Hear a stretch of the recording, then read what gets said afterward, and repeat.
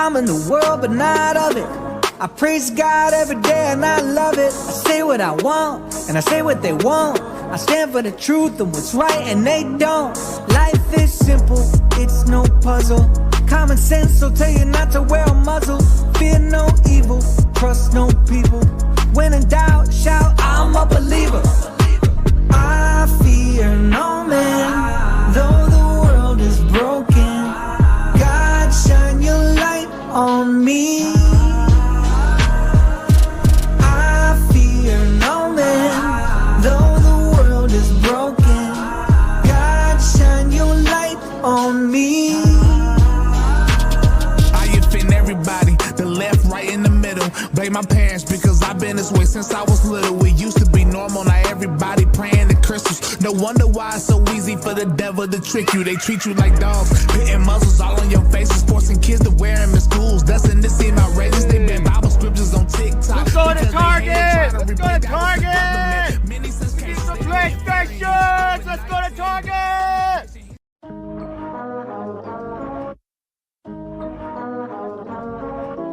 I'm in the world, but not of it. I praise God every day and I love it. I say what I want and I say what they want. I stand for the truth and what's right and they don't. Life is simple, it's no puzzle. Common sense will tell you not to wear a muzzle. Fear no evil, trust no people. When in doubt, shout, I'm a believer. I fear no man, though the world is broken. God, shine your light on me. I fear no man, though the world is broken. God, shine your light on me.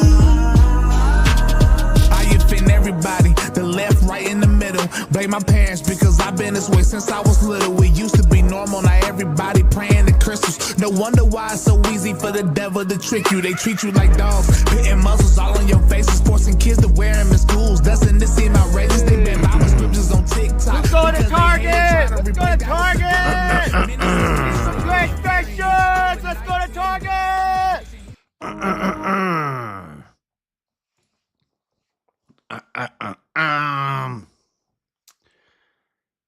Guys, welcome. It's Monday. It's Monday. It's that time. I'm tired in a mug. I shouldn't start the show by saying I'm tired, but I'm tired. But it's all right. We got a show. Lots of stuff going on this week. Easter is over. Actually, technically, Easter is 50 days. Okay, the holiday that America celebrate as Easter ended yesterday. Maybe Pascha is not over, or the Holy Lent. Maybe that's not over yet. I don't know, but I do know that the day Easter is over and the R.I.P. Pope Francis. The Pope died. Pope was ticked. Francis passed. Pope Francis died. We're going to talk about that and crazy timing. Dude, Hollywood always does this. Crazy timing with the movie The Conclave just came out. Then the Pope dies. They probably kind of knew he was getting old. He was getting up there. And what happens in that movie? I'm going to spoil that movie if you haven't seen The Conclave yet. I'm going to spoil it, okay? So just be ready. I'm going to save you from having to go see it. We'll talk about that. The Pope, Easter, real quick run over why Easter's not a pagan holiday. I got a whole collection of stuff on that. So we're just going to read one article. And I'll show you the meme that goes around, the Ishtar meme. Dumb. Anyway, we'll talk about that stuff. And then RFK's, well, the CDC's new autism study that RFK addressed recently. Some pretty crazy stuff. And I need to turn this down. And then Department of Education stuff. I've been saying I was going to do like a D.O.E. deep dive. Probably not going to have time to do a super deep dive, but we'll gloss it over. The stuff that's happening with Harvard. What's happening with the Department of Education. Are we gutting it? I've came to troll. That must be Anson. Oh no, that's Steelman. We got a neutral. And then shooter's gonna shoot. We got two. Are we out of the first 5 minutes now? So I can talk about shooters gonna shoot. We got two shooters. Let's compare and contrast the narratives about the shooters. Shooters on deck. Two school shootings this week. Not like crazy mass ones, but it's interesting. We'll take a look at that. And then rapid fire stuff. We got some stuff in there.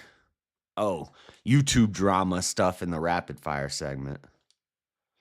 YouTube drama with the content cop. iDubbbz is not dead. He actually lives.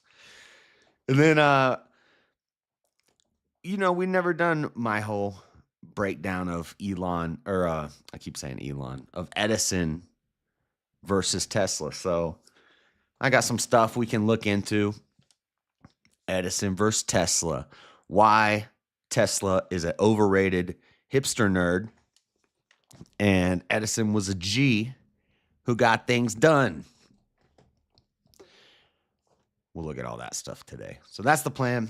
Let me just get a sip of coffee and get right into it. Better restrict more arms. Oh, you talking about with the pew-pewers?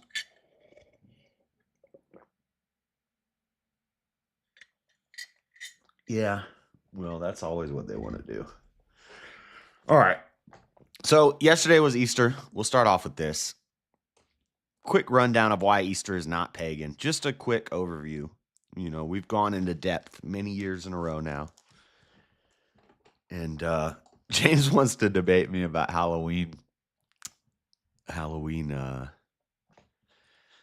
not being pagan.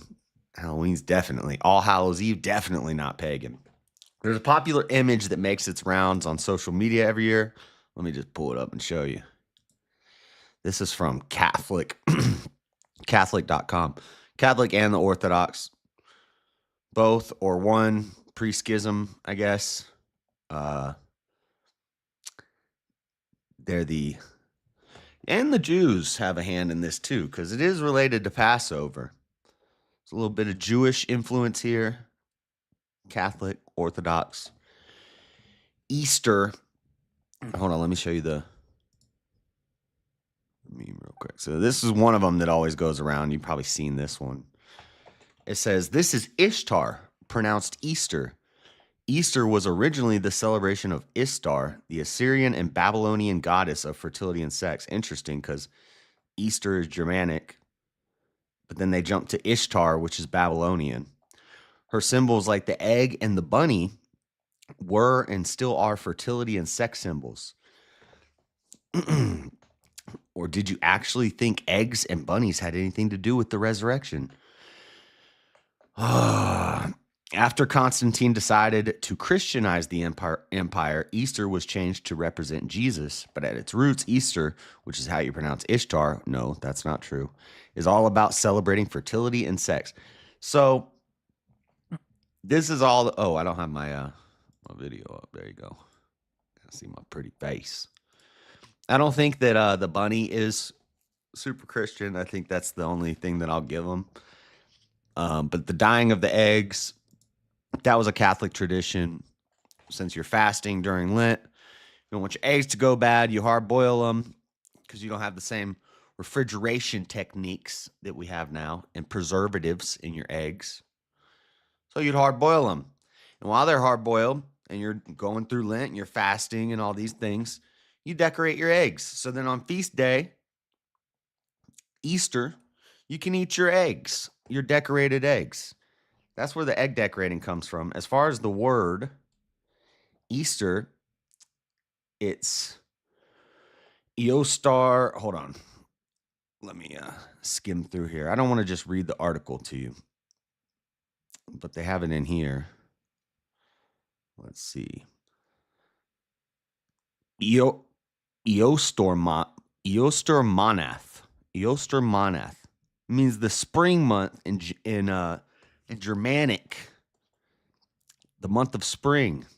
Eoster Monath, Paschal month, is now translated Paschal month. The only source that anybody has of this month being tied with Ishtar is one writing from an English Catholic monk, Saint Bede, who writes, Eoster Monath has a name which is now translated Paschal month, and which was once called after a goddess of theirs named Eoster, in whose honor feasts were celebrated in that month. Now they designate that Paschal season by her name, calling the joys of the new rite by the time-honored name of the old observance, the reckoning of time. So this is the one source that they're getting this from, is a Catholic guy, St. Bede. He's saying Paschal month was named in honor of one of their goddesses. So everything we know about this so-called Eoster is right here in that short quote, and Bede may have been mistaken. Eoster doesn't show up in the surviving mythologies of any of the surrounding areas as one might expect. Some writers have speculated that this goddess was localized, but that raises the question, why would the Catholic Church bother to create a holiday simply to supplant the celebration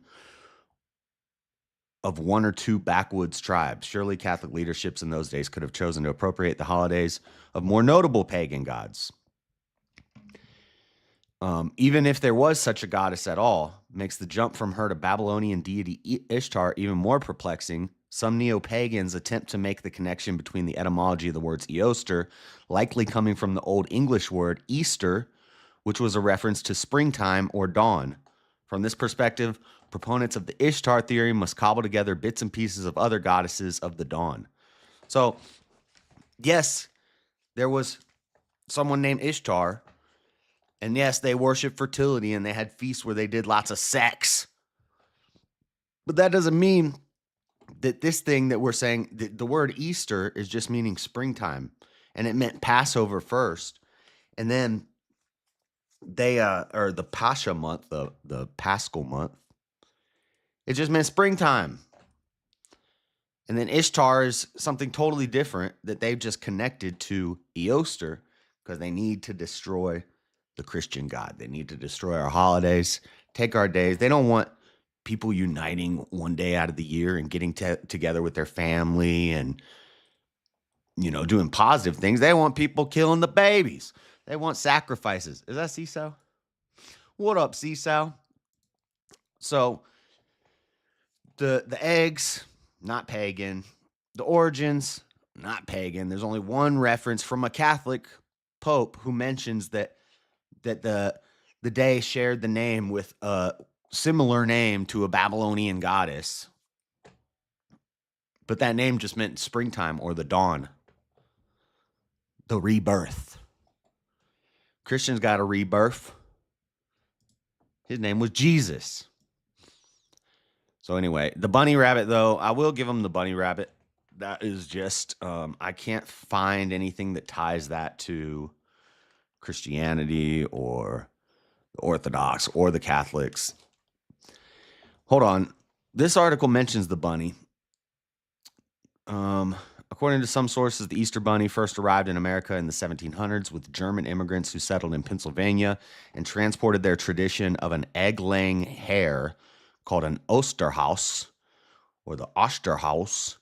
Their children made nests in which this creature could lay its colored eggs. Eventually, the custom spread across the U.S., and the fabled rabbit's Easter morning deliveries expanded to include chocolate and other types of gifts and candy.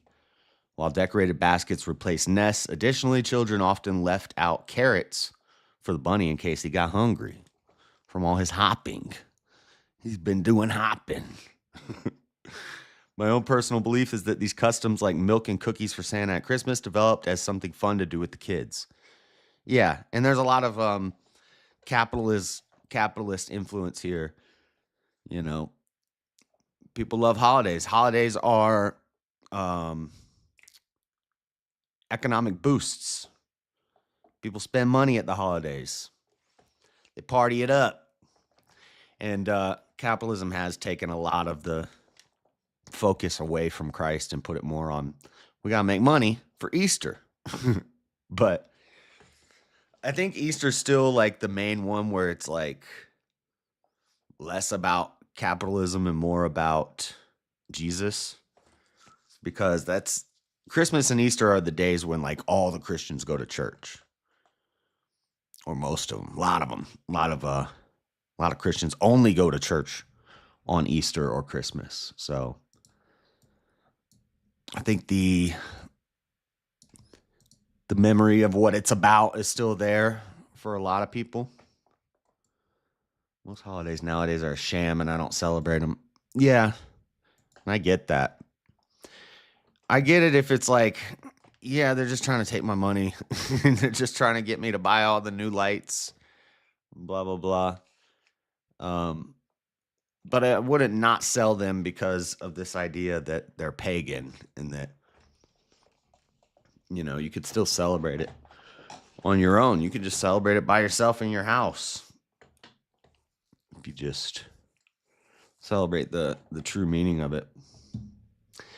But speaking of Easter, for the first time, and this is crazy, 33 years, every 33 years, Easter falls on 4/20, which is also a birthday of a very nefarious mustache guy. And it's Pothead Day. 4/20 is Pothead Day. Did you know the origins of 4/20, Pothead Day? It was like, did anybody remember See You at the Flagpole Day? Where everybody would go down to the flagpole. I don't know if they did this in public schools. I think they did it in public schools, but they definitely did it in the Christian schools. See, at the Flagpole Day was once a year. All the kids would meet at the flagpole, around the flagpole in the morning, and pray at school. Schools all over the country would do it. It's also my mom's birthday. Oh, you got Mama's birthday, Mustache Man's birthday, Pothead Day, Easter Day, Pope died day, all on the same day. Dude, the apocalypse is here. This happens every 33 years, which is also how old Jesus was when he died. Gematria? I think not. But it is interesting. Every 33 years. So the next time will be in 2044. 2024, the next Easter. But anyway, yes, the Pope has died. Pope Francis. A lot of people didn't like Pope Francis. They said he was trying to bring a lot of wokeness into the Catholic Church. I did see some of that with the they weren't like the cope was, we're not trying to promote gay marriage. We're just not gonna, what was the word they used? Where they like sanctify the wedding, but they don't encourage it, but they're going to be sanctifying the gay weddings. They started doing that, this Pope Francis. And then they were all wearing the pink. And but he did say something based. He said, we're going to stop wearing this pink. All of you need to stop wearing so much pink. There's too much, what's the word in Italian? I'm sure Rome knows. Where's Rome? Fogasino, something like that. It means it's what is it? Italian for bundle of sticks. He said we have too much fogasinio in the church. Michael Knowles said the word. I should be able to say the word. Well, I'm not going to say the word, but I said it in close to something to it in Latin. He said too many bundles of sticks in the church. Stop wearing so much pink. I thought that was kind of based, but he did. Pope Francis, this is from CNN, voice for the poor who transformed the Catholic Church, dies on Easter Monday. Pope Francis, a voice for the poor who overcame fierce resistance to reshape the Catholic Church, died of a stroke and heart failure. He's been having health issues for about a month now. He's been in and out. We've been covering it. At the age of 88, the ripe old age of 88. That's a good run. The Pope passed away the morning after the holiest day in the Christian year, when the world's 1.4 billion Catholics celebrated the resurrection of Jesus Christ. Despite his poor health, Francis was seen a number of times in public at the Vatican during Holy Week's culmination in an Easter Sunday appearance where he delighted crowds in St. Peter's Basilica in Rome. Pope's death was announced with deep sorrow by Cardinal Kevin Farrell. So now they got to do the conclave. And the movie Conclave just came out recently. And this Pope was known for trying to like wokeify the church, because politics definitely be getting involved in the church, in the Vatican, and all the churches. Pneumonia forever. He had pneumonia forever. Crazy random group of deadheads created 420. Oh yeah, I forgot to finish that story. So how they had See You at the Flagpole Day, they would do a similar thing, but with pot. I forgot to finish that story. The reason I was bringing up Flagpole Day is because we would meet once a year and everybody would pray at the flagpole. 420 was like the same thing, except with pot. Everybody would meet and skip first period, and you'd all just smoke pot first period. And that eventually became a 420. Crazy random group of deadheads created 420. Maybe they were deadheads. I just know it was like kids would skip school in first period one day a year, and they'd all meet up in front of the school and they'd leave and smoke pot on 420 every year. I partook. It was the potheads version of See You at the Flagpole Day. So anyway, this movie Conclave, in the movie, the Pope dies. Now they have to hold a conclave, which is basically like an election for the new Pope. All the popes from across the lands gather together at the cathedral in Rome, the Vatican. They meet up there, and some of them get nominated. They have nominees for the next Pope, and everybody goes through and votes. And it has to be a unanimous vote. Is it unanimous or not 100% sure about that? But it needs to be a majority vote. I know that. And then they burn smoke. So they do a round of voting. They'll put all the votes into a little like thing hooked to a chimney, and they'll throw like some fire paper in there, and it burns up and the smoke comes out. And if the smoke is white, they haven't picked one yet. Maybe I'm getting this backwards. If the smoke is white, they haven't picked the new Pope yet. They got to vote again.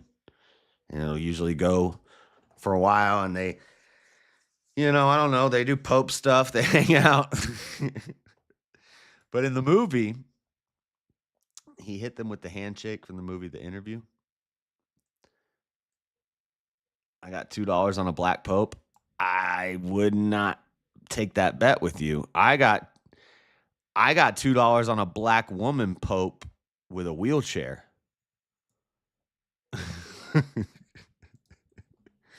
Non-binary black woman Pope with a wheelchair. That's what I think. I got $2 on that. Anybody taking that bet? The Blast would love that.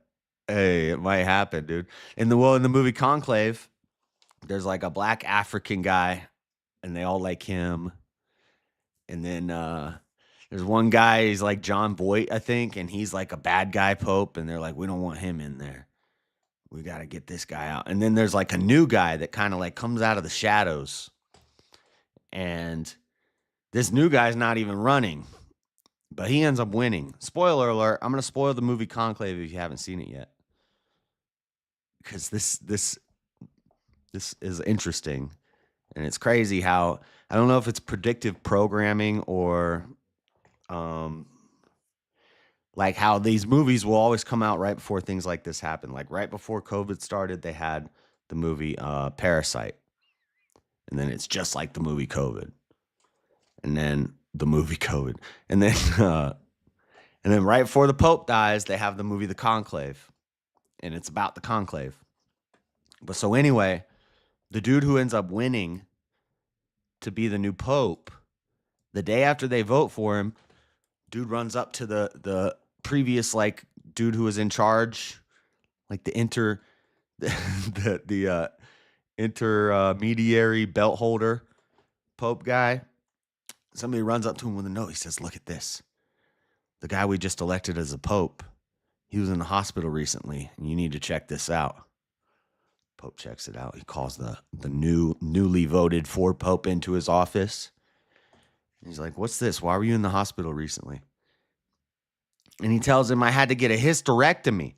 Is that right? Hysterectomy damn near killed him. Is it a hysterectomy? What's the thing he gets called? He basically got his vagina removed. Is that what a hysterectomy is?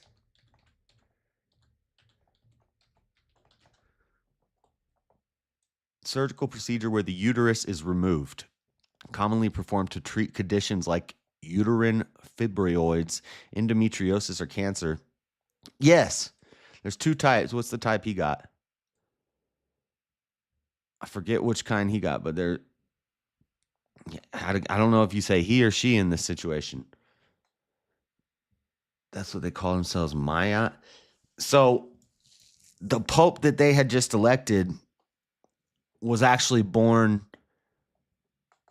a woman that looked like a man, like kind of intersex, like had a vagina but looked like a man. Not through like surgery and stuff, but just it happens sometimes, you know. But it's still a woman because it has a uterus and it has the things a woman has, but it looks like a man. It looked like a man. And they had just voted for this, and then they find out they got a hysterectomy. Hysterectomy damn near killed him. And they had just voted for this guy, and then he's like, "What am I gonna do? People are gonna find out about this, that you're actually a woman, but you're a man. Look like a man. You look like a man, but it's a woman." And they keep that Pope, and they're like, Let's roll with it. So we'll see what happens with this conclave coming up. But don't be surprised if we get a dang Pope hysterectomy.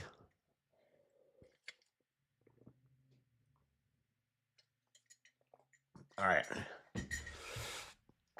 What else we got? Who will be the next Pope? How the conclave works. I just explained how the conclave works. We got any names on the list? They don't like tell you actually comes sort of with the Pope. The elaborate mechanism will now begin to decide who sits in power at the Vatican, the seat on the last absolute monarch of Europe. Centers around the conclave. Do they give us cardinals in the conclave will be locked away within the Vatican, cut off from the outside world as they celebrate. News outlets point cameras at the chapel's chimney. And arcane words enter casual conversation like papabile or Pope able, the term for cardinals with a chance of becoming a pope. Anyway, conclave's going down. How long is the Pope changeover usually? I think it's usually a couple weeks, but it could go faster. Upon the Pope's death, the Dean of the College of Cardinals calls the cardinal electors to the Vatican. There are currently 135 of them. To join the conclave, cardinals must be under 80 years old. During the conclave, cardinals live in Domus Sanctae Marthae, a hotel-like facility next to St. Peter's Basilica. It's where the Pope Francis opted to live rather than the Apostolic Palace's papal apartments, compared to a 3-star hotel. Begins with oaths of secrecy. I'm trying to look for the length of time they usually go on. Conclave begins voting. They push a needle through the ballot with this red string on it to keep them connected, to make sure there's no tampering with the votes. How long do conclaves last? All of the conclaves from the 1900s onwards have been under 4 days. So, it could be less than 4 days. Seems like they knew this was coming, so they must have been planning. Yeah, probably. What the key numbers from Okay. So, probably about 4 days. Shouldn't take too long. But there's probably a lot of... The movie Conclave is pretty cool. Other than the ending and the dude being a chick. It's a pretty good movie. and it really like kind of shows you the inner politics. But there's also probably a lot of propaganda in it. But there's like an inner political struggle in the conclave between voting for the new pope, which I'm sure is probably there's a lot of truth to that. So we'll see if we get our next pope is like a black non-binary person in a wheelchair. You know, we talking about conclave. That's chill on down. Yeah, if you haven't seen it yet, I just spoiled the ending. So, but we're done with that. Now we're gonna talk about RFK and autism. CDC's new report came out. Kind of nothing that we didn't already know, but it's confirmed now by the CDC if that counts for anything. It should to Democrats. It doesn't to me, but I don't know anything about Pope stuff. Well, now you know. Now you know a little bit. Not much, though. Now you know 20 minutes of me talking about it's worth of knowing about it. Okay. Autism stuff. CDC does a new study. Boys. It went from one study that they did in like the 80s, showed 1 in 1,000 kids had autism. And they're testing for all the same things. They're testing for stemming, toe walking,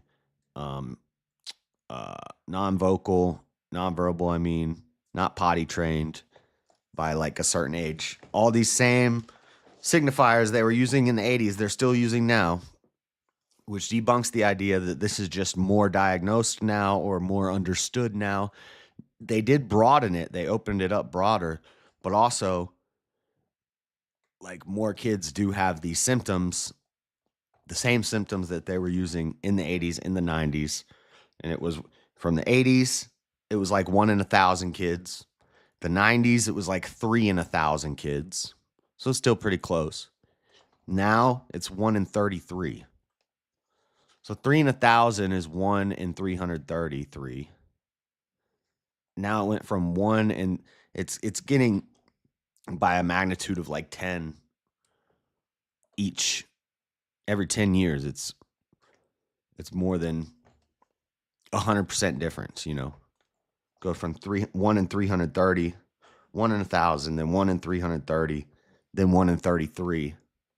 Next, it's going to be 1 in 3. By 2035, it'll be 1 in 3. And that's with all kids is 1 in 33. It's actually 1 in 12 boys. So let's watch this, what RFK was saying about this. And also diabetes. ADD No, it's tough to report. listen to him, but Overall, the autism is increasing in prevalence at an alarming rate. The study tests 8-year-olds who were born in 2014. And by the way, these studies are Rick is 2 here? years Ricky later is here. than they should be. And one of the things that we're going to do as we move this function to the Administration for a Healthy America, to the Chronic Disease Division, the new Chronic Disease Division, is we are going to have updated real-time data so that people can look at this, so Americans can understand what is happening with chronic disease in this country in real time, and not have to wait 2 years to react. We don't wait 2 years to react to a measles epidemic, and we should not, or any kind of infectious disease. We shouldn't have to we didn't wait 2 years to deal with COVID. They freaked out about that in the first 20 minutes. do that for diabetes or autism. The ASD prevalence rate in And it's not 2 years, it's like 20 years. 8-year-olds is now 1 in 31. Shocking.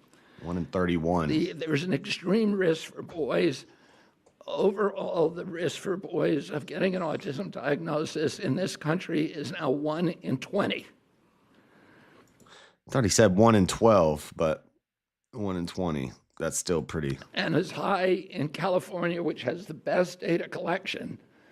So it probably also reflects the national trend, 1 in 12.5 boys. There it is. Now, that's California. I'm sure there's probably, just look at Freddie. There's definitely more autistic people in California. So I don't know if that does reflect the national trend. I think that could just be, I'm sure if you checked in like Portland and Seattle, New York City, you'd find similar numbers, but hopefully people in Kansas aren't autistic like that. You grow up on a farm or something in a cornfield, you're not autistic. You're just dumb as everybody else. Everybody's just a little slow, you know? This is part of an unrelenting upward trend. The prevalence 2 years ago was 1 in 36.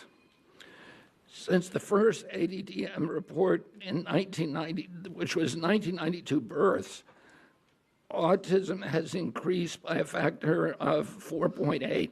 AIDS-tism? That's 480%, I believe. The first ADDM survey was 22 years ago when prevalence was 1 in 150 children. In all the core states, the trend is consistently upward. And we're just listening to like the first 3 minutes of this because this opening is crazy. Most cases now are severe. So about 25% of the kids who are diagnosed with autism are nonverbal, non-toilet trained, and have other stereotypical features, head banging, tactile, and head banging. What are they listening to? Guns N' Roses? Sometimes you just gotta bang your head. I don't think that's Guns N' Roses, but light sensitivity because of chemtrails. Well, stimming, toe walking, etc. Traveling will give you autism. What?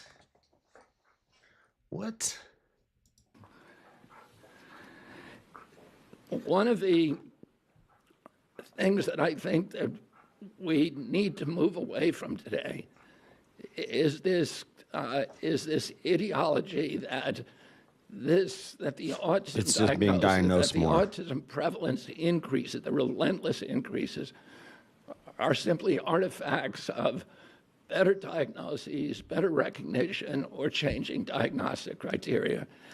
If you look at Table 3 of the... So he's saying it's not just that we're seeing it more. It's not just that we've made it a spectrum. It's not just that we're calling more.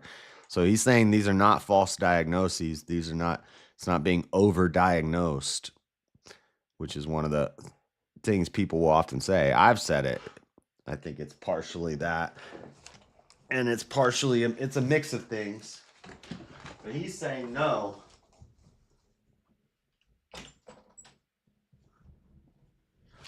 He's saying no, it's not an overdiagnosis. It's not just because we put it on a spectrum now.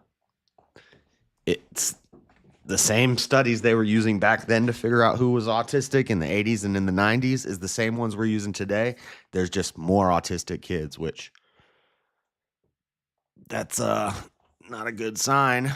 That means it is something much more serious, like the food that we eat and the vaccines that we take and the whatever's in the air, whether it's chemtrails or just pesticides.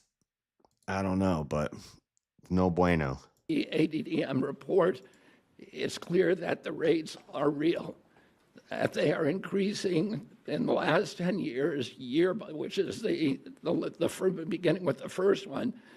Year by year, there is a steady, relentless increase. I want to, because this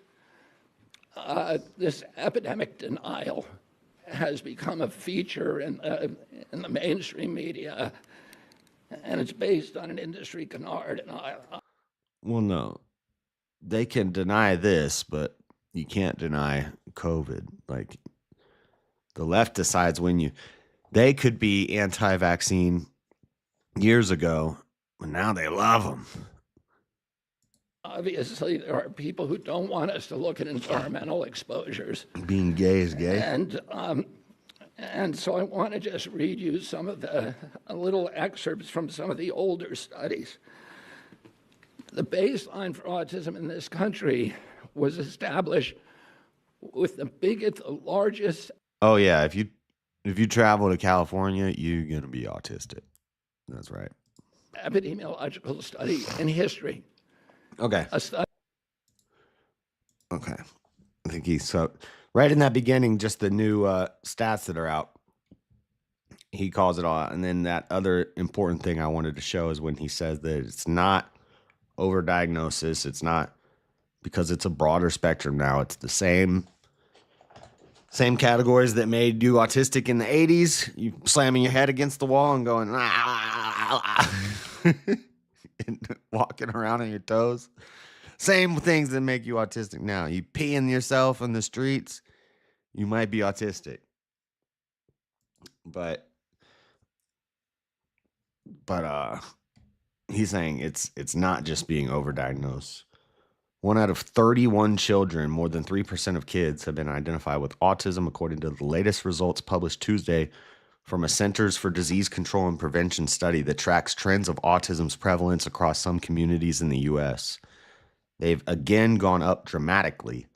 Just in 2 years, we have some states as low as 1 out of 20 boys having autism, 1 out of 31 kids. And when I was in my generation today, the rate of autism was 1 in 10,000. Health and Human Services Secretary Robert F. Kennedy Jr. has said Tuesday in Indiana, announcing the new findings. And this is just one disease. The whole generation of kids is damaged by chronic disease.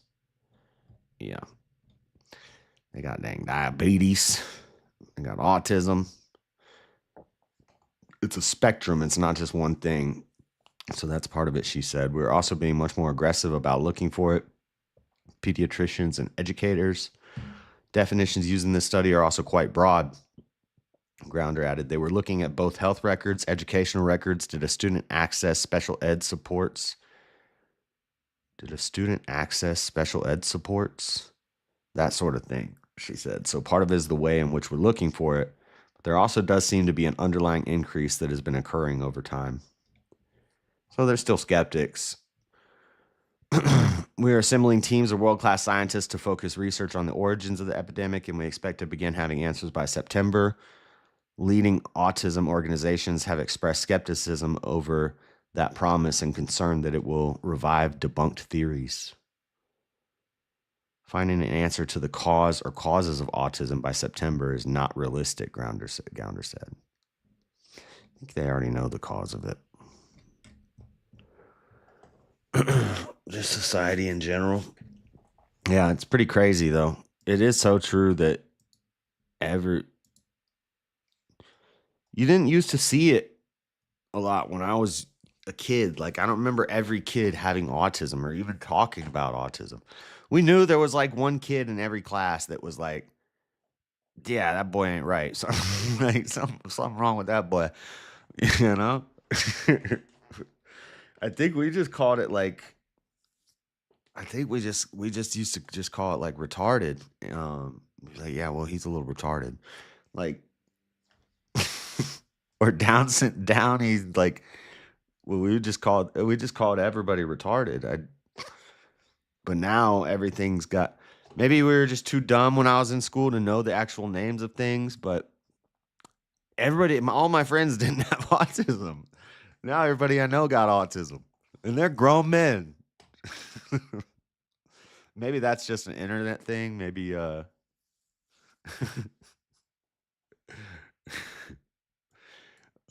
guys all got autism. This whole audience has autism. I probably got a little bit of the tism myself. We're all a little retarded.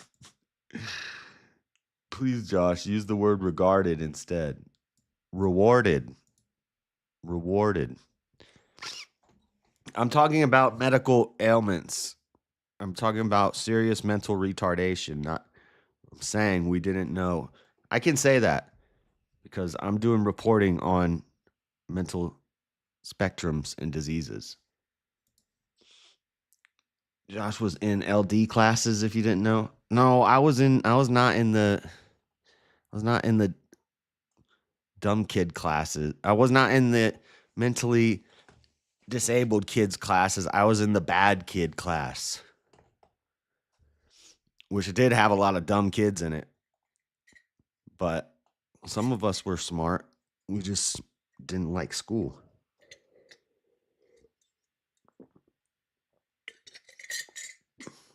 So we usually didn't go. So we had to go to the bad kid class. So we were in a portable all day instead of they didn't want us going through the hallways, meddling with the other students, turning them to the dark side. Latter-day Saints classes? No. I'm not from Utah. I'm from Florida. Fools. All right. RFK disputes results of CDC autism prevalence study, citing common sense but no actual science. When is this from? April 16th, 2025.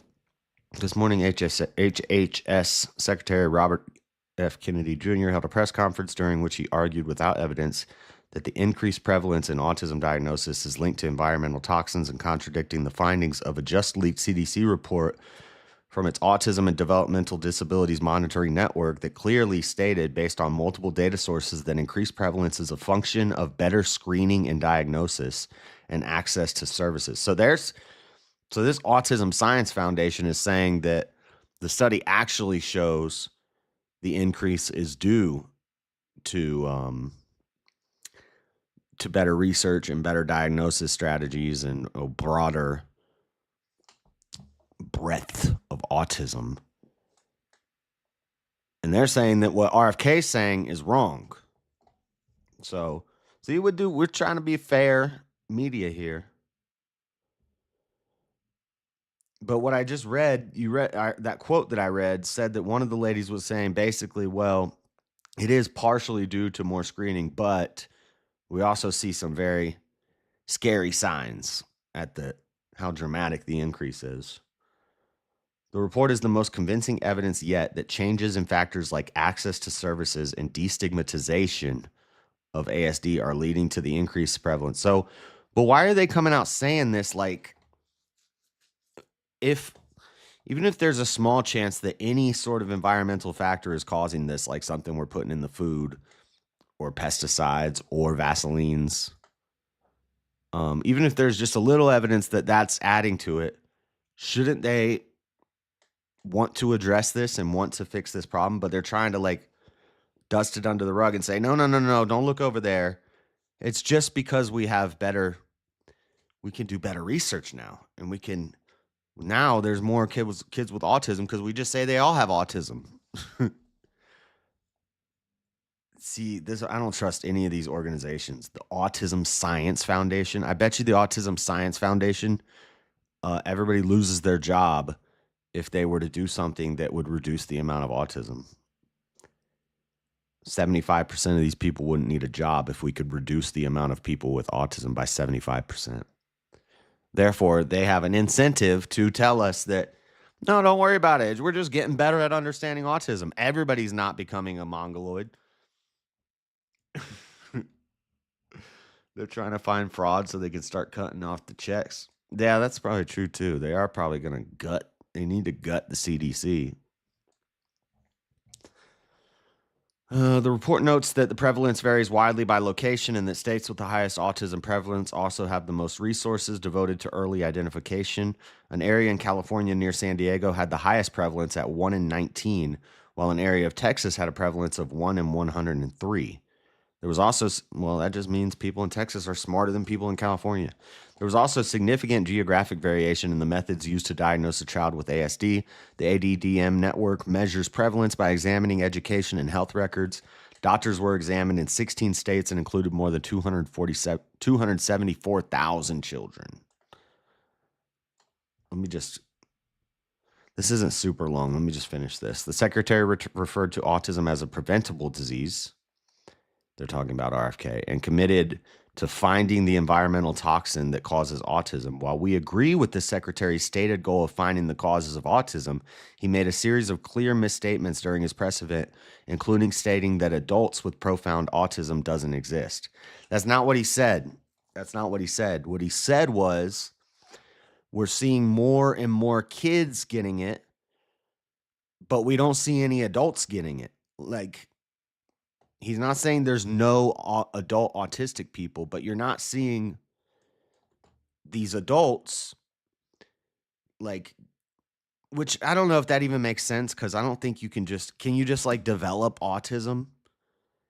that's what he was kind of implying. He was like, why aren't like adults coming? What he's saying is, if we have, what he's saying is, let me gather my thoughts. If we have better research and better ways at identifying autism, and this is why the number is going up in children, why aren't we identifying more adults that we missed earlier?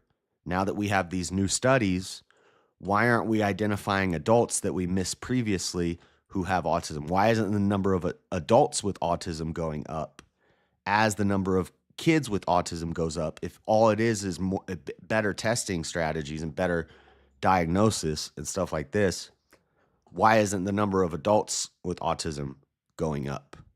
Is what he was saying. He's not saying no adults have autism, so they're misrepresenting them there. He's saying if autism rates were always what they are now, we'd have much more autistic adults.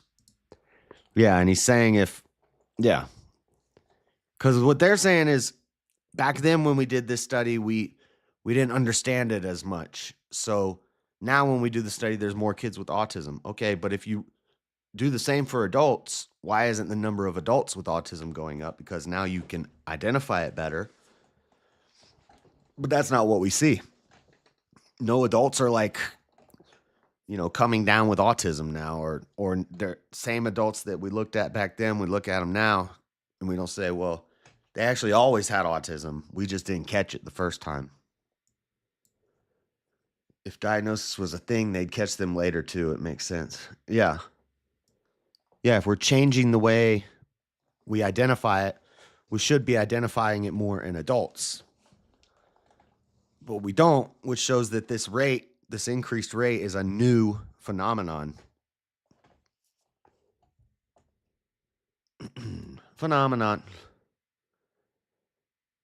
Increased testing doesn't mean increased TISM cases. It does if you have a new metric of testing. So if I tested you in 1980, and this test is showing that 1 in 1,000 people have autism, then we make a better test, and now this better test is showing that 1 in 30 people have autism. If we run that same test on the same group of people that we ran the test in 1980, we should see 1 in 30 people with autism with the new test, if that's what the new test shows. Whether we give it to an adult or a child, there would be an increased number of adults with autism if we're using this new metric and we're able to identify it better. Does that make sense? It makes perfect sense. But that's not what we see. What we see is kids got it, not adults.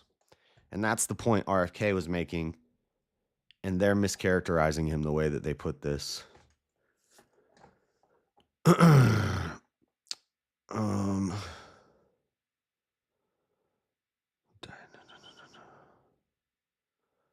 Adults with profound autism don't exist. I would urge the HHS secretary to come and meet my 61-year-old brother, Steven, who was diagnosed with autism in 1969, stated Autism Scientist Foundation President Allison Singer.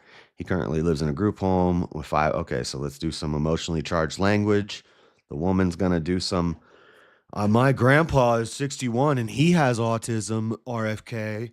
Okay, well, that's not what he was saying, so you don't need to tell us about your grandpa. RFK also falsely asserts that environmental factors are the primary cause of autism. An overwhelming amount of evidence points to a genetic cause in about 20% of autism cases.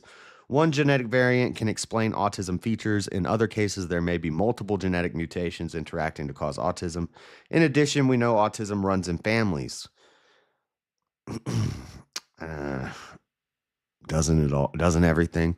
Siblings of a child with autism have 15 times greater likelihood of diagnosed. Siblings of a child. I wonder if that's just like power of persuasion though, or like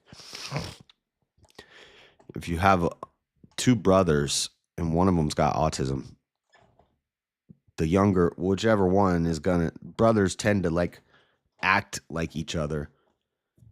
Of course, you're going to be more likely, if my big brother's got autism, then I'm going to be more likely to be autistic if I'm a little brother, right? What up, Robbie? Okay. Enough about that. little bit of stuff about the Department of Education. What's going on with Harvard? What else do I got here? Oh, yeah, shooters gonna shoot. Shooters gonna shoot.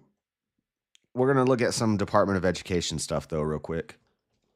Trump's trying to get rid of Harvard's tax-exempt status. What are they doing? Letting men beat the hell out of women in boxing matches or something? In an escalating fight over federal funding, President Trump has threatened to revoke Harvard University's tax-exempt status. This is from NPR. Remember, tax-exempt status is totally contingent on acting in the public interest, Trump wrote in a post on Truth Social this week. Has suggested Harvard should be taxed as a political entity if it keeps pushing political, ideological, and terrorist-inspired supporting sickness. Is this like anti-Semitism? Is this because of the Israel-Gaza stuff? And Thursday, Trump told reporters administration officials were weighing next steps and said, I don't think they've made a final ruling. The IRS didn't respond to NPR's request for comment. The White House earlier in the week hadn't responded for comment either. The federal government has long exempted universities from taxes because of their educational purposes. Yay. And committing to public service. Trump's threat could lead to a stunning retaliation against Harvard for its refusal to comply. Dude, we've done shows about studies that have come out of Harvard that were total BS about the DEI nonsense and about garbage that comes out of Harvard. So I don't care. Take it. Take their status. JD Vance's fault. Stubborn one. The Pope isn't ticked. He did. Yep. Freddie's praying for MS-13. I wouldn't be surprised. All right. What would it mean from The Guardian? What would it mean for Trump to revoke Harvard's tax-exempt status after cutting off $2.26 billion in funding? Oh, yeah. And here's some other news. I heard Shiva talking about this. So there's a bunch of reports that came out that said Doge reduced their savings goal from 2 million. So the goal was to save 2 trillion by fiscal year 2026, I believe, which is like September of 2026. So September of next year, the goal was to save $2 trillion, right? If you go on Doge's website right now, it says currently, after 2 months, they've saved $155 billion. Newsweek puts it at $100 billion in 2 months. $100 billion that Doge has saved us. And that's the low ball, is $100 billion. Their website says $155 billion. Leftist media sources say that Doge is overestimating by probably about $8 billion. So that would be $148 billion that they saved us. So the lowest estimate that we could go with, let's say $100 billion in 2 months. $100 billion in 2 months. How much is that by September of 2026? It's pretty close to, it's more than $1 trillion.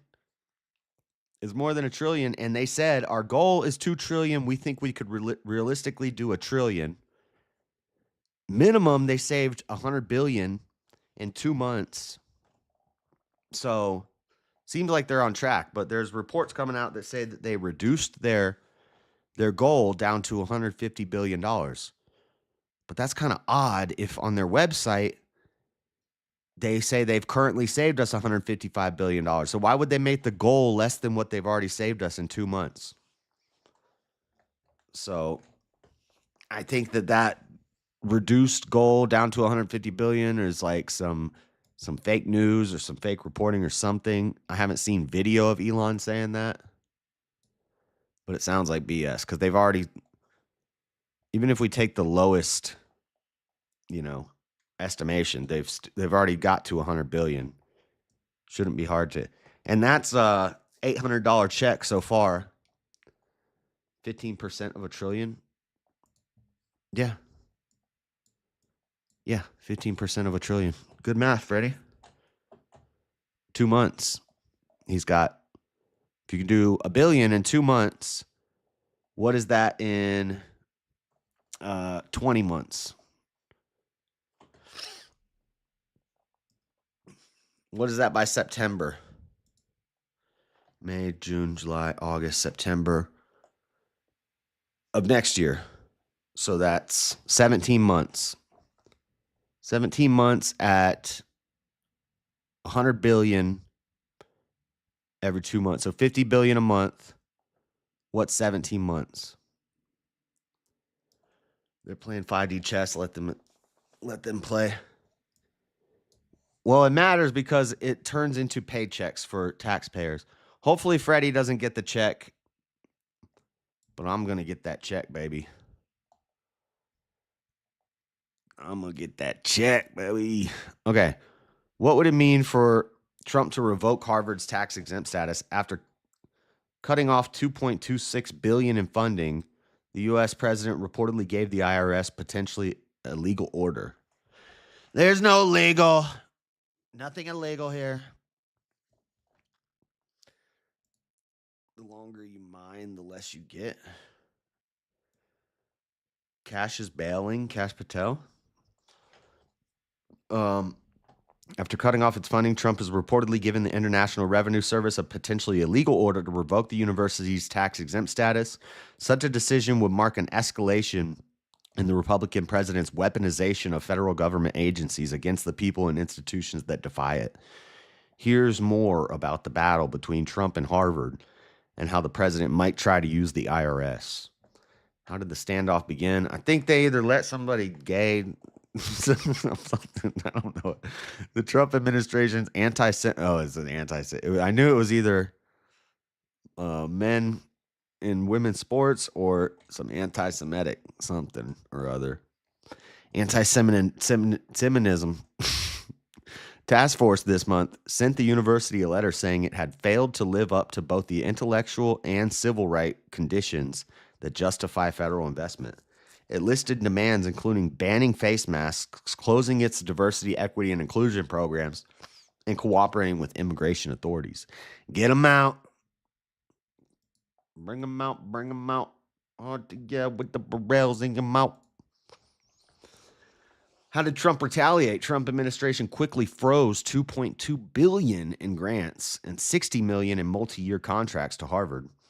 A member of the president's anti-Semitism task force attacked the school stance, saying it reinforces the troubling entitlement mindset that is endemic in our nation's most prestigious universities and colleges.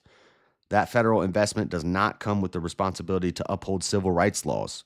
Trump then called for Harvard to lose its tax-exempt status, and the Washington Post reported that the administration had asked the IRS top attorney to revoke it. Dun, dun, dun. Can Trump legally ask the IRS to revoke the university's tax-exempt status? Federal law prohibits the president from directing the IRS to conduct an investigation or an audit. Wait, the federal law prohibits the president from directing the IRS to conduct an investigation or an audit? Says who? When did this start? Did like Biden and all them people on the left do this? President's not allowed to have the IRS do an audit? Didn't Biden hire like 100,000 IRS agents so they could audit everyone? What the heck? What's up, Elderline? Has something like this happened under Trump before? Probably. Okay. That was from The Guardian. Speaking of Department of Education, other than just Harvard, the U.S. Department of Education spent $268 billion in fiscal year 2024. Oh, we cutting that, baby. Representing about 4% of total federal spending. This funding supports various initiatives, including Pell Grants for higher education, funding for research through the Institute of Educational Sciences. You know what they're researching? How to make freaking children in vats and chop off wieners and stuff. Grants to help states and local education agencies improve student achievement and equity. The department also provides federal student aid in the form of grants, loans, and work-study programs. Yeah, let's cut some of this money. Let's cut some of it. How come all the Democrat schools, would they get the most funding? They don't know how to read. They can't read books. They don't know what a book is. IRS is not a government agency?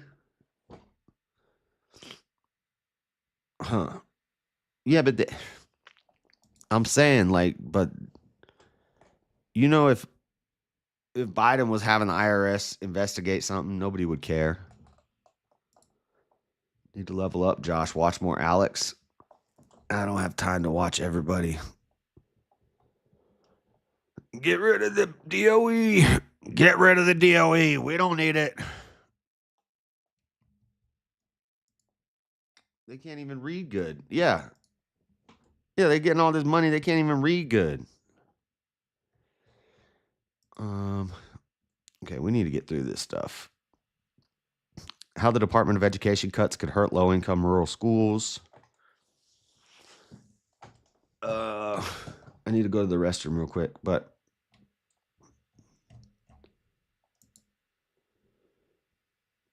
do I want to read these two? Maybe we'll go back to these later if I have time. Just what's being cut and things like that. I'm going to play this video, though. We're going to go to Shooters on Deck. Shooters on Deck segment. We had 2 shootings this week, one in Texas, one in Florida. The one in Texas was interesting because, well, we'll talk about it here in a second, but officials are giving students more time. I'm going to let you guys watch this movie. You can watch my chair. I need to go to the restroom real quick.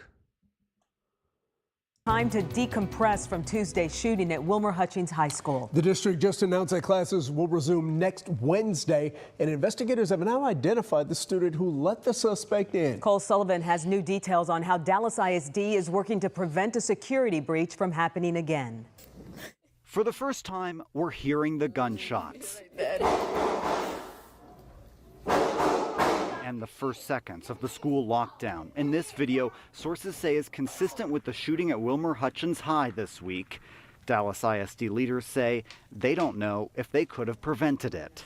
Sometimes when there's a will, there's a way, but it's our job to try to defeat that. The district's police chief says every school door was locked from the outside. Another student let the suspect in Tuesday. We can't go back to the days of chaining those doors and nobody can get out, nobody can get in. Fire code, he says, prevents that. So for the rest of the school year, the district will post guards at all 13 entrances after the second shooting here in a year. What would you say to parents who don't trust their students will be safe at the school? Well, first of all, we recognize that feeling. We understand.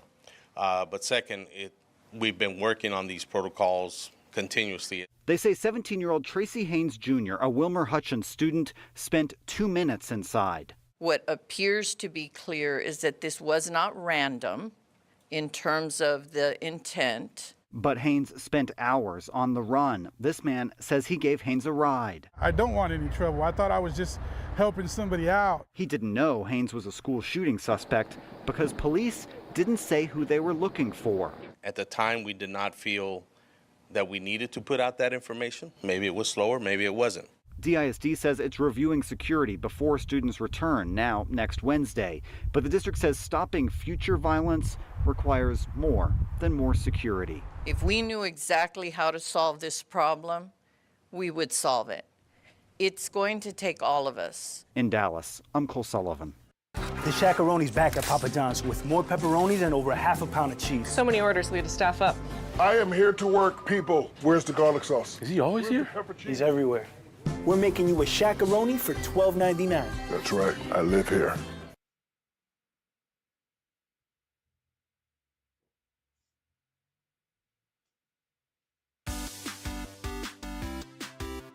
Did you know Tetris was the first video game played in space? What if you could design your own video game? Would it have aliens, spaceships? With OutSchool, you can. Explore thousands of classes where you can make your own video games. Discover a new world of online learning that will help you go beyond the classroom and reach for the stars. Set learning free. OutSchool. Must be 18 or older to log on.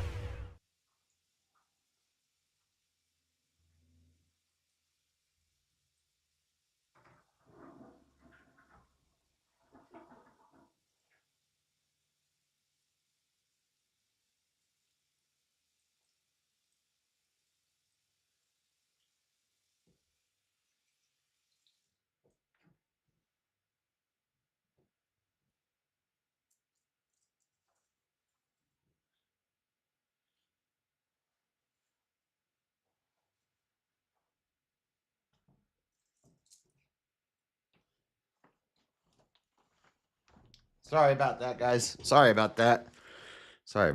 I had to clean up a little accident Echo had. Sorry about that. Okay. Wilmer Hutchins shooting recap.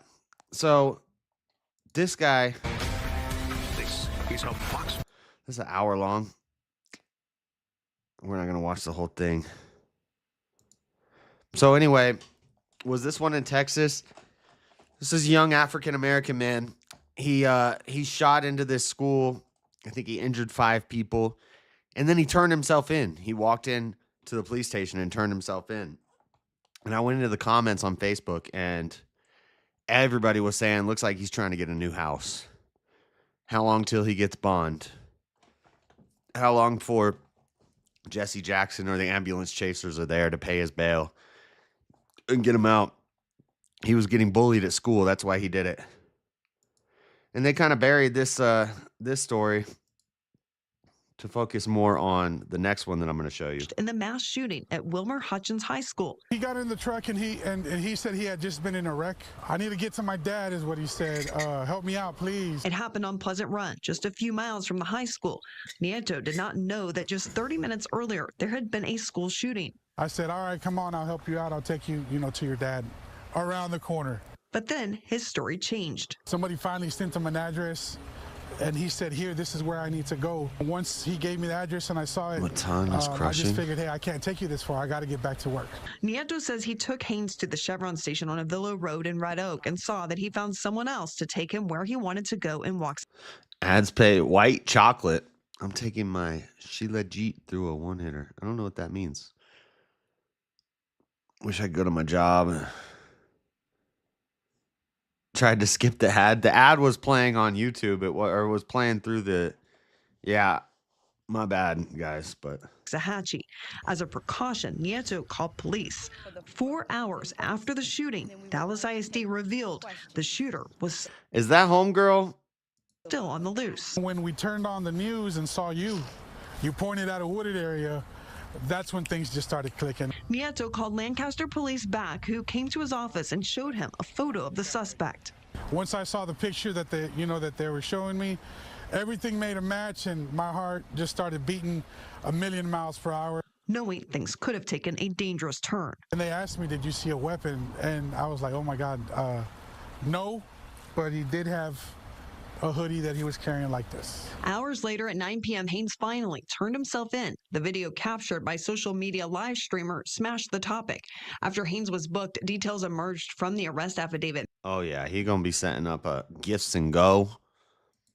He going to have all of the ambulance chasers out there. He was getting bullied at school. We need to bail him out. It was self-defense.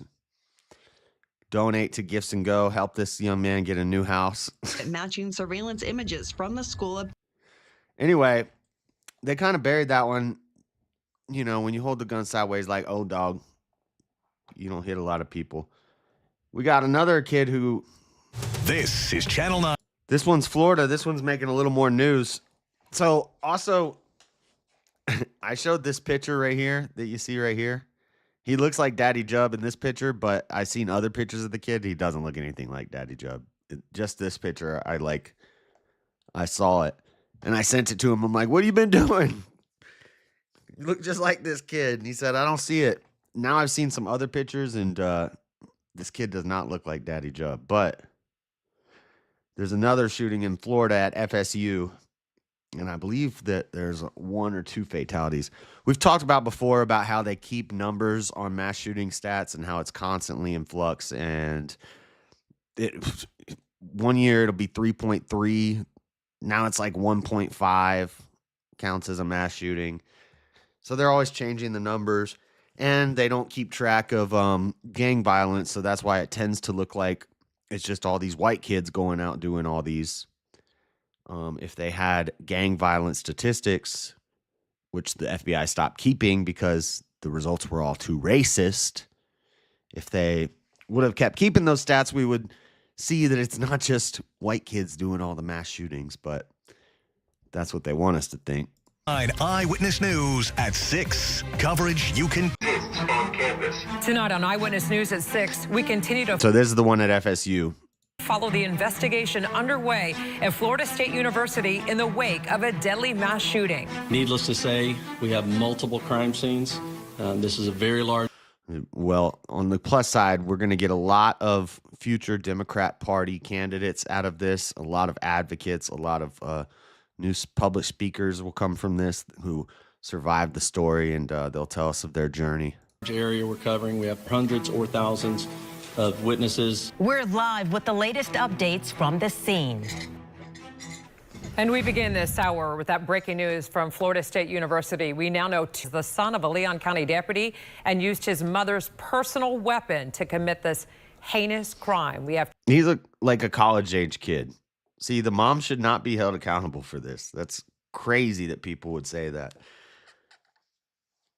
Like, nah, I don't see it. Team coverage from Tallahassee as we gather the latest information from the ground.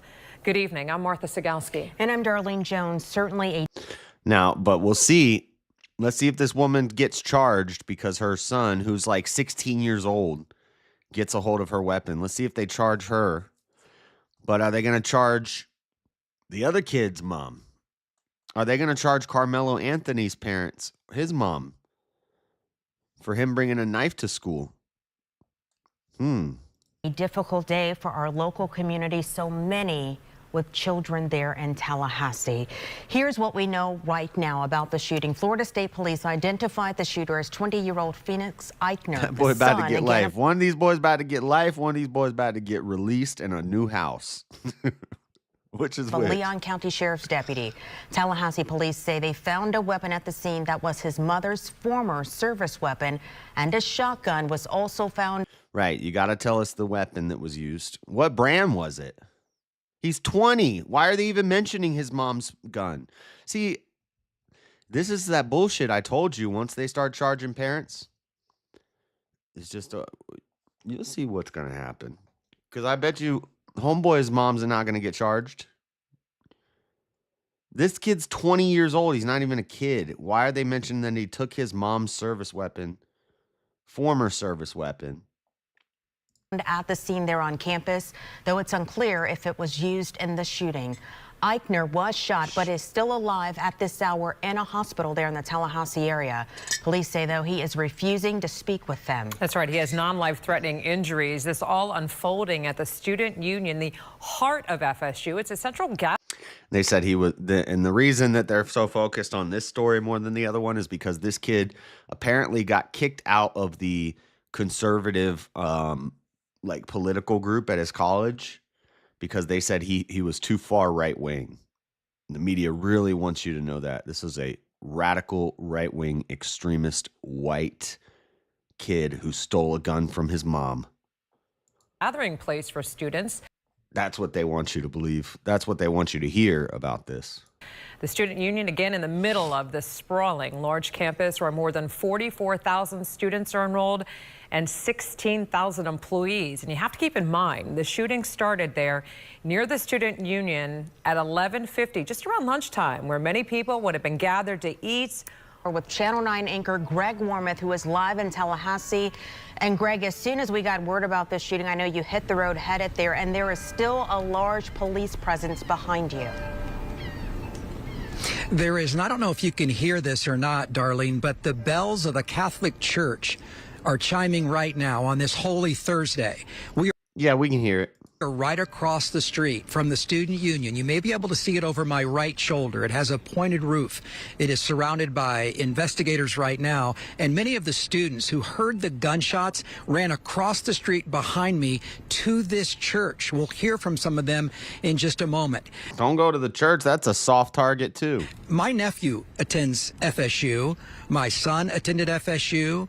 I had nieces that attended FSU, and like many of our viewers, you have friends, family, relatives. This has been a shocking day to Okay, we can't stay on this all day. Aggravated assault, mass shooting. This is the Dallas one. Let me see. Tracy Haynes Jr. turned himself in and was charged with 4 counts of aggravated assault in a mass shooting at Wilmer Hutchins High School. Video surveillance shows he was let into the school through an unsecured door before opening fire on a group of students At least 4 students were injured. 3 were said to have non-life-threatening injuries, as 1 is in serious condition. So that was the Dallas one. 4 people injured, nobody killed. So that won't count as a mass shooting.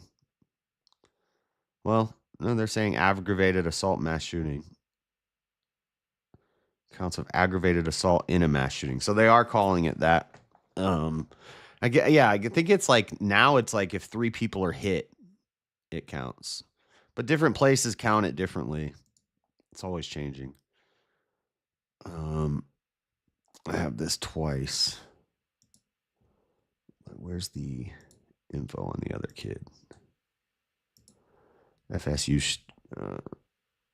2 people were killed and 6 injured in the Florida one. So the Florida one was a little more damage done. So it might, to be fair, it's going to get more media attention because there were actually people that died in it. But yeah. Sorry, I'm looking. Madison Askins, 23-year-old survivor of the shooting.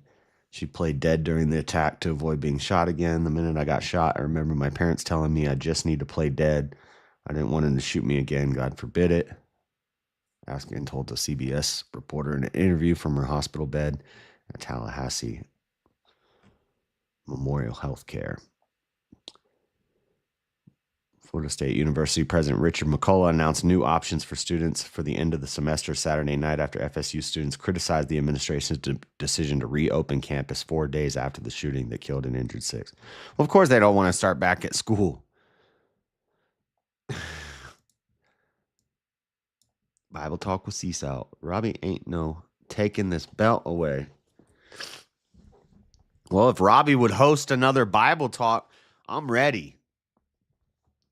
I'm ready to get that Bible belt. Robbie's got to host another Bible belt championship. That's enough news.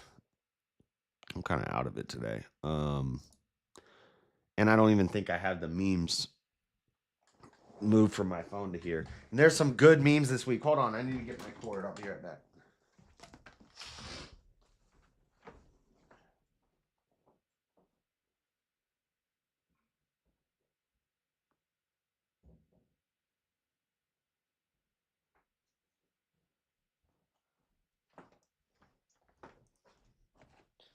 This is going to take a second, but there are some good memes this week. I was cracking up.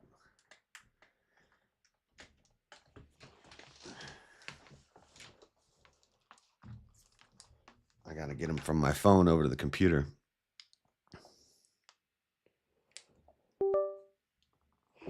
Just say frog and I'll hippity hop and I'll hoppity hit, hoppity hop.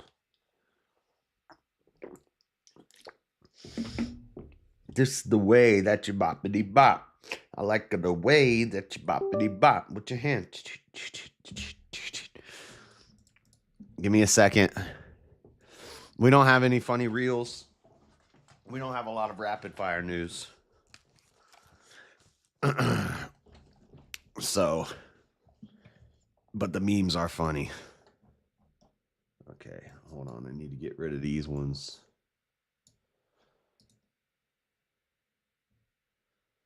Delete. I need to grab these ones. We're getting the memes. Hey, chair chat. Let's go. I've been broke my whole life. Now money right. Okay. We're at the memes. Let's highlight these. Someone got me some good ones this week.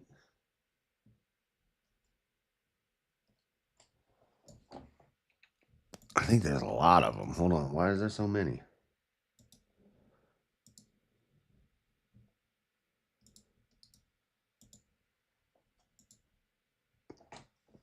Let me see. Yeah, there's quite a few. Some of these we don't need. They're doubles. This one. This one. sure what those two are. 1 second. I'm getting the memes ready. I meant to do that this morning, but I forgot. There's some funny ones today. Okay. Oh, yeah. Well, we'll get to that. Hold up. Guys, it's time for the memes.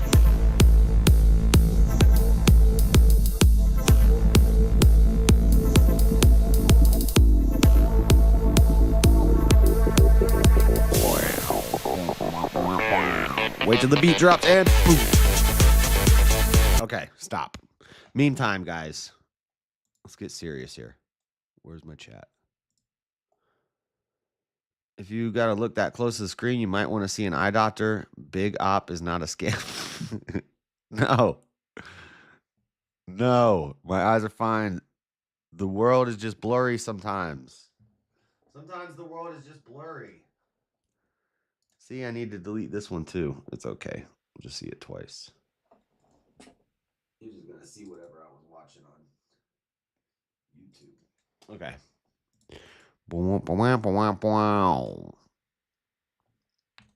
I might put this together. I'm going to invite a friend and have a 3-person competition. JS might remember Kalel.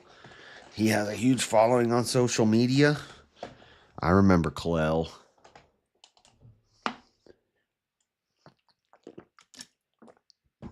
Put together a Bible Belt challenge. Do it. Do it Saturday night. Just ask me so that I don't have some plans. Speaking of Saturday night debate this Saturday, I'm ready to go. I got it all typed out. I'm going to study it up this week. Saturday night, 7:15 Mountain Time, 6:15 Pacific, 9:15 Eastern Time on Sarah the Raging Tomatoes channel and my channel. Should be fun. Me and Stepfire, free will. I'll need a few weeks. Cool. All right. Meantime,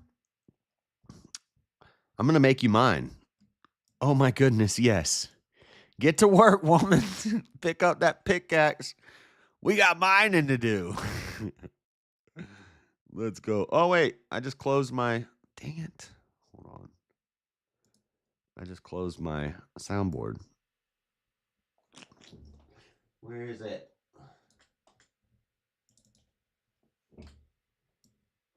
Okay, soundboard's back. Soundboard's back. Soundboard's back. I'm going to make you mine, girl. Get to work. Next. The face your belly makes when the beer's coming. Look at that belly. That's a happy belly right there.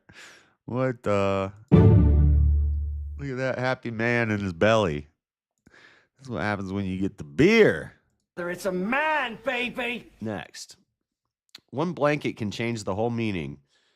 He's wrestling the communist. He's wrestling him. Put a blanket over him. Dang, what the? Beta! It turned super gay. One blanket changed the whole meaning.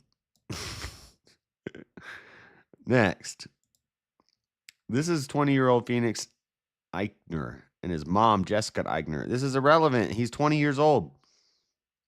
That is a Florida PD uniform. But this picture, I thought he looks just like Daddy Jub. But there's other pictures of him. He does not look like Daddy Jub. So, sorry, Daddy Jub.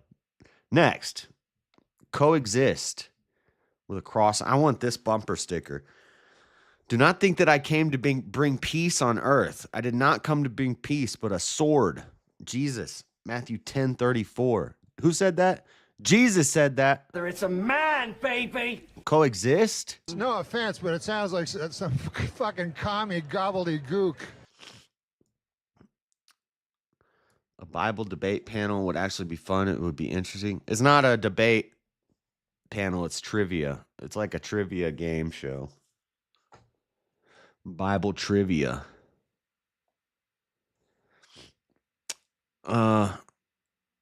No. Like, to make it Bible VK, that would be cool. But that's not what Robbie's talking about. Robbie's talking about the Bible Belt Championship, where you get the belt if you win. Seesaw's been the Bible Belt holder for like 2 years. But it's just a trivia game. Next. When people find out what you've been putting in their food, send them to the chair. Oh, Ronald's about to get... Little Ronnie's about to get sparked up. Good thing Jesus came after the Iron Age. Iron Age didn't even happen, dude. Phantom time zone. Phantom time period. Next. Jesus rolled the stone away to resurrect, and he smashed the pagan bunny. Egg's not pagan. Bunny's pagan. Bunny got smashed. Okay? Next.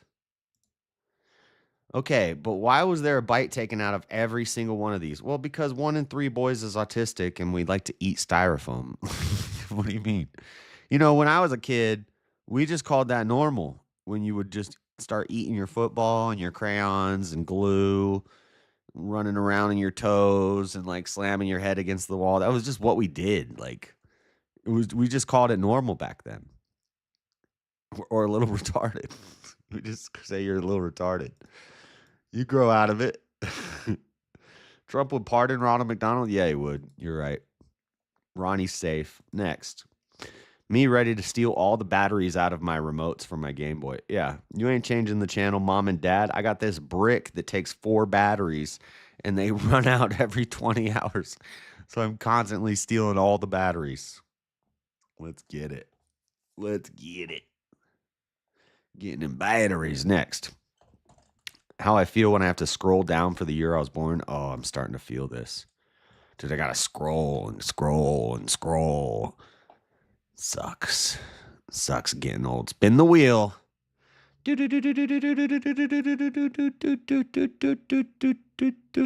They're always missing a bite of material. Yeah, those footballs? Yeah.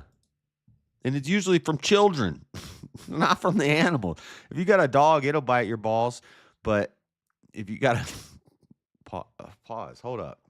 Next. The real ones, remember. American Gladiator. Dude, this was cool, but I was young. I was more of a... what was the show on Nickelodeon? Like Mighty Mountain? Or like... They're like, we're in the GAC Sports Arena. And they'd have to run and they'd be getting like softballs shooting at them. And they had to climb up the crag or whatever they called it. The rock. Guts. It was Guts. Anybody remember Guts? Is that it? They had to climb the mountain. The mountain was always changing. Like now it's like Super Terror Mountain. There's like glitter falling on you. $1 dead going to gold standard. I don't know. I feel like Gen Z wouldn't believe that this was an unedited image from a real commercial that played several times a day across primetime network television. It's the Quiznos subs rat guy. And what is this thing? This is nightmare fuel. Children be having nightmares from this. Yup. Sounds about right. Where's my soundboard? Oh, here we go. Next. Carmelo Anthony, the not guilty connection. The not guilty collection. Anybody make themselves into a toy yet? Didn't do nothing. His shirt says didn't do nothing. Didn't do nothing. Genesis 5:9 in the black Bible. And Cain said, I didn't do nothing. God, Cain, man, why you out here killing your brother? Am I like my brother's keeper? I didn't do nothing. Next. Black dads, I'll be right back. We need milk and say, what the? Stubber one. Why did you send me this? This is all your fault. This is not nice.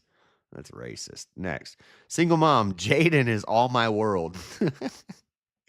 This was hilarious. Single mom, she got a cell phone. She got TikTok. She got a baby mauler. She's got a pet baby mauler.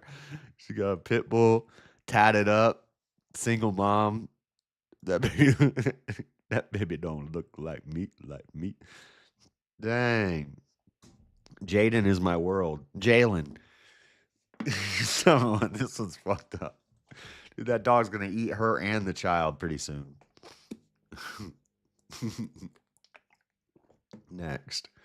That one's funny. The evolution of war. The rock, the spear, the arrow, the bullet, the missile, the Vaseline. Dun, dun, dun. We don't have that on a soundboard. This is the newest missile right here. Next. MJ? Them J. MJ? Them J. Them J? MJ.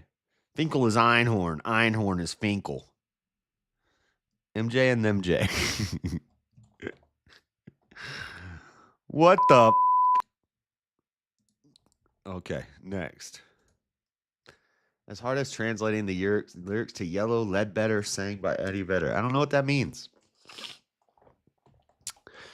My mom says you're being indoctrinated. If you say so, Jeremy. Okay, Jeremy, because I have a Bible and I'm going to school and I look like a nice girl. My mom says you're being indoctrinated. Okay, Jeremy, if you say so. The Disney princess dress on. Looked like a Made by Jim Bob meme. It doesn't have his signature in the bottom, but I'm pretty sure that's one of his. Next. Everyone gangster till the Claymore Roomba shows up around the corner. Comes from around the corner. Claymore Roomba, what the? What the? You better get down. Okay. Next.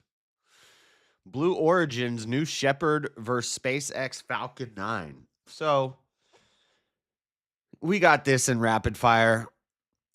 Guys, Katy Perry is an astronaut. We'll talk about it in rapid fire, but we got some memes about it too. This is the parabolic flight that Katy Perry went on. I've been telling you guys about parabolic flights. And I've been talking about commercialized space travel for a long time now, and it's finally happening. It's been happening. We've been watching it and keeping our eye on the commercial space flights. There's Virgin Galactic, there's Blue Origin, there's SpaceX. This is what SpaceX Falcon 3 does. It goes up pretty high. This is the boundary of space. So this is like where low Earth orbit ends. And we're in space, actual space. This Falcon goes up into space, hooks around, comes back, lands, gets caught. Eventually, it's just going to go up again. The Blue Origin goes up a little bit and comes down. 11 minutes, up and down. It's called a parabolic flight. It makes you experience weightlessness because you go up and then you come down real fast and you lift up and it feels like you're in space and you're weightless. But really, you're just falling through the sky. You go up and you come down. That's it. That's it. You're not an astronaut, Katy Perry. Katy got on that space. Oh, yeah. And so she turned super feminine with it. I think I have some video clips that we'll show you in rapid fire. She said, one of the girls is like, oh, my God. And Katy Perry goes, oh, my goddess. Oh, my goddess. This is the divine women spirit of space. Shout out to Centenarian. Next. Well, in that case, get it? Well, in that case, get it? Next. Hannibal Lecter's advent calendar. It's a morgue. What the heck? Dang. It's a man, baby. That's right. No, that doesn't work either. Next. Some of you are sitting at the tables I sent you to flip. I think we have it here too. Some of you are sitting at the tables I sent you to flip. Beta. Don't be a beta. Flip the tables. Flip the tables. It's a man, baby. Next. Mark's safe from believing Katy Perry went to space. You guys think she went to space? She didn't go to space. That ain't real space. I believe in real space. I'm not a space denier.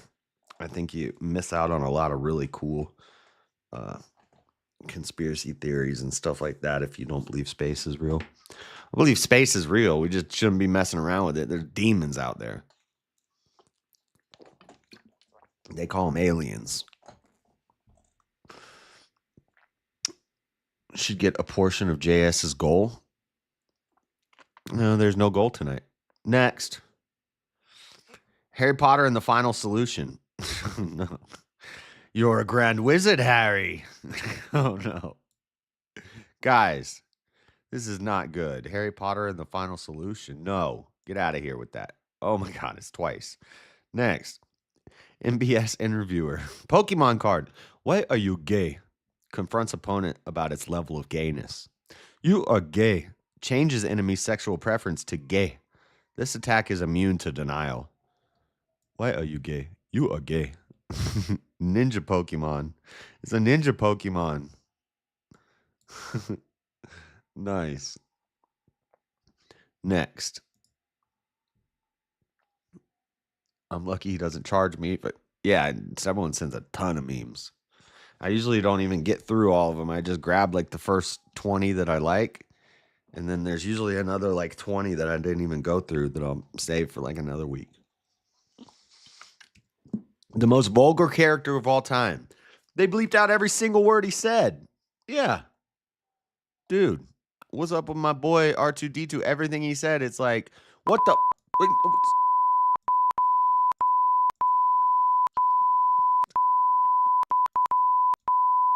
Okay, stop.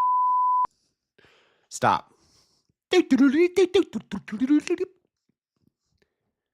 probably saying some gay stuff with C-3PO. Next. If you laid a blue whale lengthwise across a basketball court, they would have to cancel the game.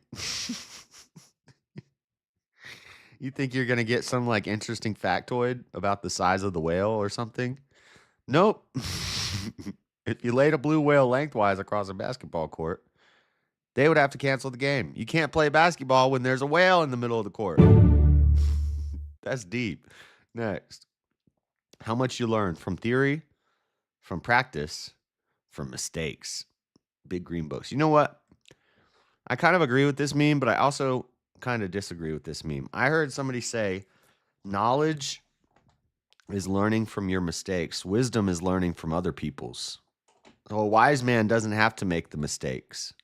He learns from watching other people make mistakes instead of having to experience the mistakes himself.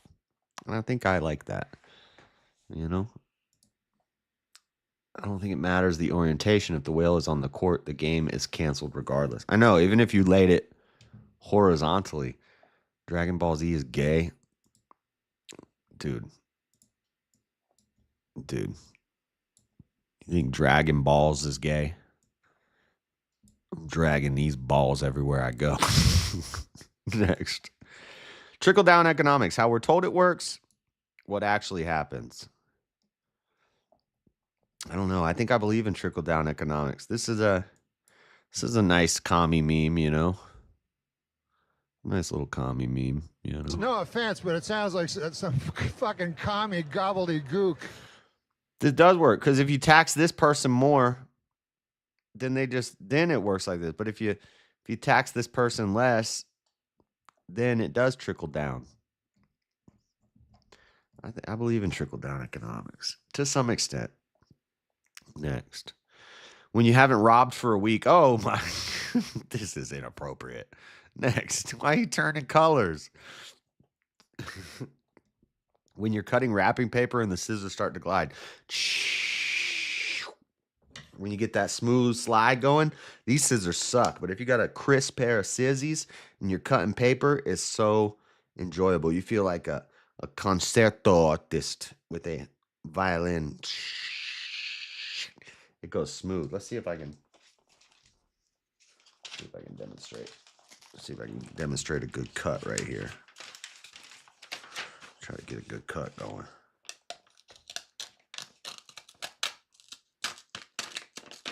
It's not working with these scissors. These scissors suck. Need some new scissors. What the heck? Those scissors are beta. Beta! Okay. They'd probably cancel the game if it were hanging from the ceiling, too. Yeah, well, anywhere in the court. Probably going to get the game canceled. Next. Chinese censorship for Dragon Ball Z. What the? China, that's gross. What are you doing? What is Frieza doing? Vegeta, China. How does this make it any better? We can't show blood, so we're just going to erase the blood. Now it looks like he got coomed on. What the hell? What the hell? Next. Hey, you're standing in less shit than us. Shouldn't we be more concerned about the fact that we're all standing in shit? Don't try to distract us from the problem. Yeah, stop making this about you. You're the one that brought up me standing in less shit than you. Next. Free advice. If you see a toilet in your dream, don't use it. I repeat, don't use it. Guys, the toilet in your dream is actually just your trousers or your boxers or whatever you sleep in. You're going to wake up wet. It's not good. Don't use the dream toilet. Next. In which battle did Napoleon die? His last one. Where was the Declaration of Independence signed? At the bottom of the page. The Ravi River flows in which state? A liquid state. What is the main reason for divorce? Marriage. You got an F, but you got an A+ for creativity. Give this kid a medal. Give this kid a medal. Yep. It's a man, baby. Next. A+ for creativity. Most embarrassing sex moment. Go. Our grandma walked in. What the? Dang. No, that doesn't work either. Grandma walked in. All right. Grandma's seen it before. Ain't nothing grandma ain't already seen. Next. Chipotle, reply with Bolicious for a free meal code. Deal lasts until 6/12. Bolicious. It says fat ass ninja.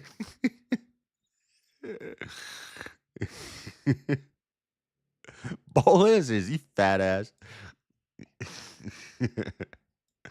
That's funny. We all have it pretty good. You can always go back and foraging in the woods. Foraging? Next. Stephen L. Miller. Women have to deal with pregnancy, periods, and menopause. What do men have to deal with? Women. We have to deal with all of that too. Plus you. Next. Say what you will, but this shit never happened on Harry Weinstein's watch. Yeah. Ellen Page didn't turn to Elliot Page. Is that Venn-diagram or whatever her name is? Snow White looking. I don't even know who this chick is. Is this the Harry Potter chick that started up on OnlyFans? Our grandmother walked in. That was incest. Not if she just saw it. Next. Trump, China, Dragon Balls. This is Dragon Balls. This is what Trump does to China. Dropping these nuts on your forehead. You like Dragon Balls? Dragging these balls on China. Damn. It's a man, baby. Nice. Poor China. Beta. Oh. No offense, but it sounds like some Next. fucking commie gobbledygook. Texas convenience store man was shot by every customer inside the store. They all three blasted him up. America. Fuck yeah. There we go. It's a man, baby. Nice. Next. American hostages in Gaza disguise themselves as MS-13 gang members so Democrats will fight to bring them home. Hincho en Mexico. He's got a Mike Tyson tattoo on his face. Dang. You ain't got the answers, man. I've been doing this more than you. You ain't been doing the education. Bro. Next. I'm an astronaut, exclaims Katy Perry during ride on Disneyland's Astro Orbiter. Space Mountain. She went to Space Mountain. Look at Katy Perry sitting in the rocket.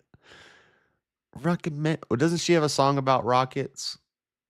What's the one in the interview? Fireworks in the sky. Something like that. Bofum's grandmother. Both of these nuts. Elliot was great on the Trailer Park Boys.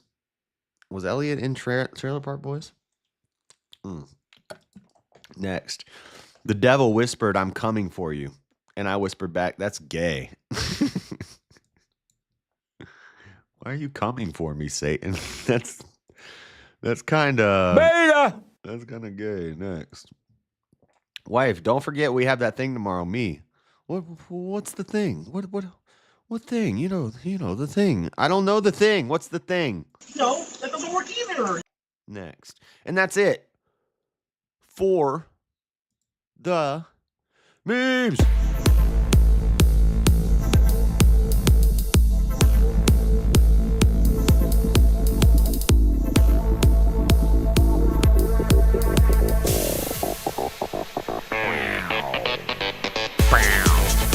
Turn it off. Okay. I'm low energy today, guys. I'm low energy. We can't be dancing. We can't be rave dancing. That baby ain't white. He's just white skinned. Fireworks in the sky, blasting on tonight. I don't remember how the song goes, but it's in the interview when they blast Little Rocket Man with the missile. All right. Let me get the rapid fire. I don't have any funny reels this week.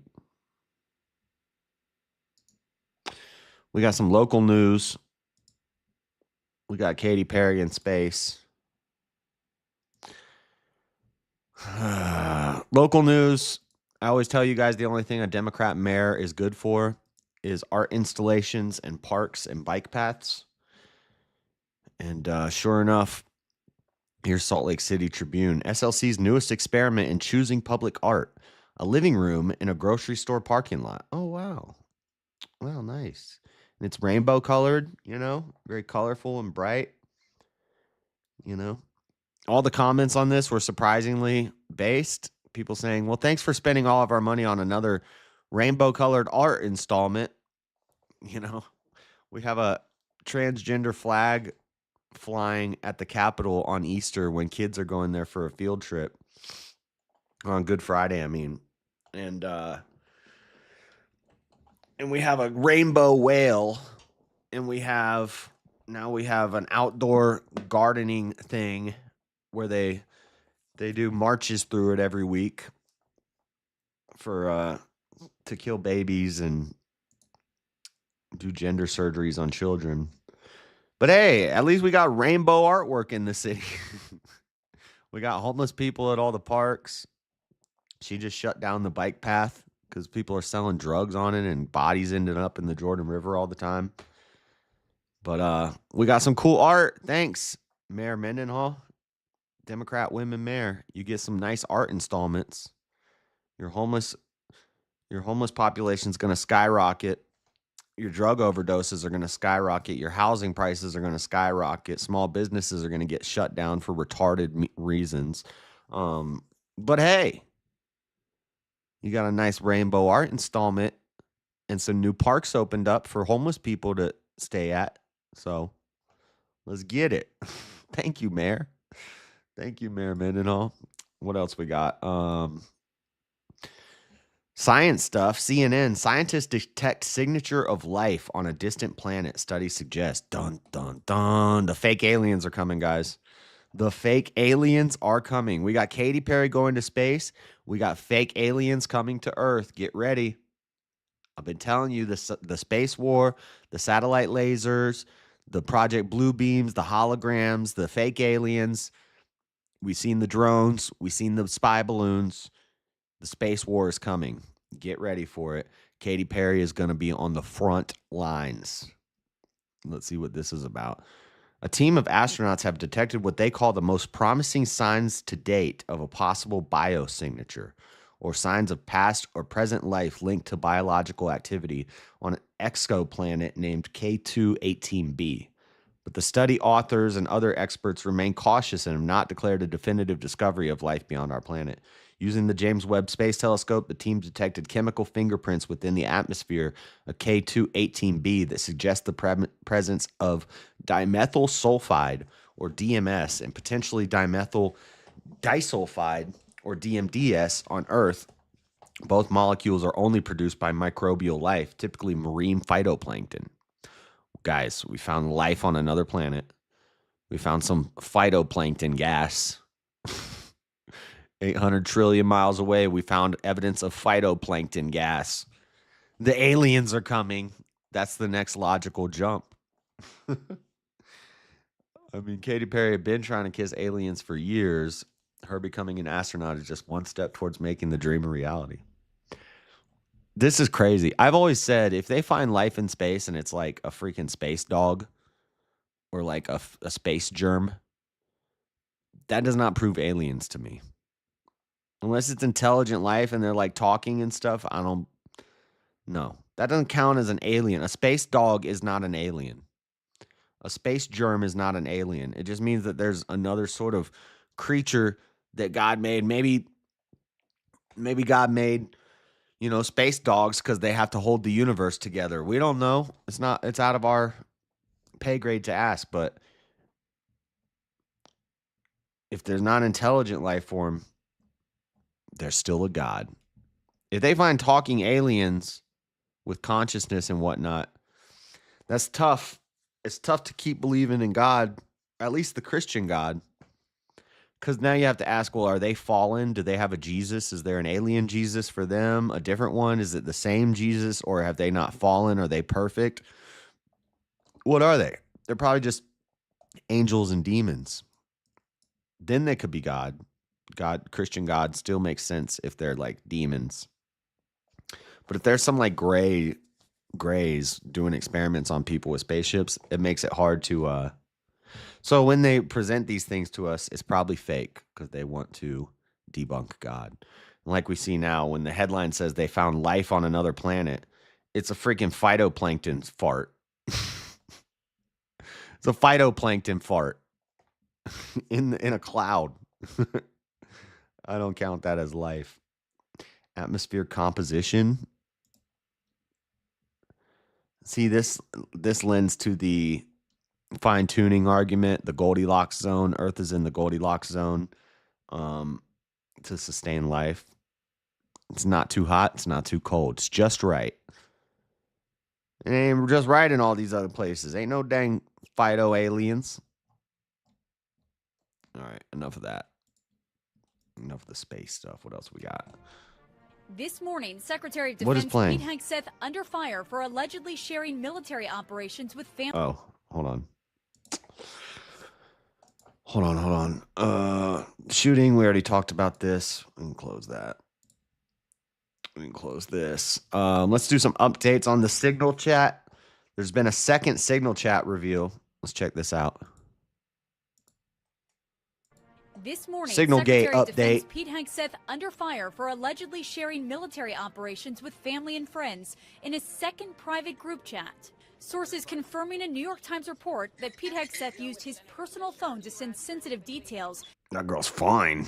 about the March 15th military airstrikes in Yemen to his wife, brother, and lawyer. The information reportedly shared is essentially the same attack plans he posted in a separate Signal chat that included the editor of The Atlantic. This is very But quiet. unlike that chat, this one was created by And Secretary it's mono. Hegseth, It's not and stereo. He reportedly used his private phone rather than his government one to Russell access Brand the is like chat. an alien. President Trump downplaying concerns at the time. It wasn't classified, as I understand it. Overnight, a spokesperson with the Pentagon responding, saying in part, quote, there was no classified information in any Signal chat, no matter how many ways they try to write the story. The statement goes on to claim that the reports relied only on the words of people who were fired this week. In recent days, at least 3 of Hegseth's top aides were placed on administrative leave, suspected of leaking national security information. At least 2 were later fired. The men. All right. Signal stuff updates. 5. Let's watch 4, this Katy Perry singing in ignition. space. I gotta go to the bathroom. 2, I'll be right back. 1, ignition.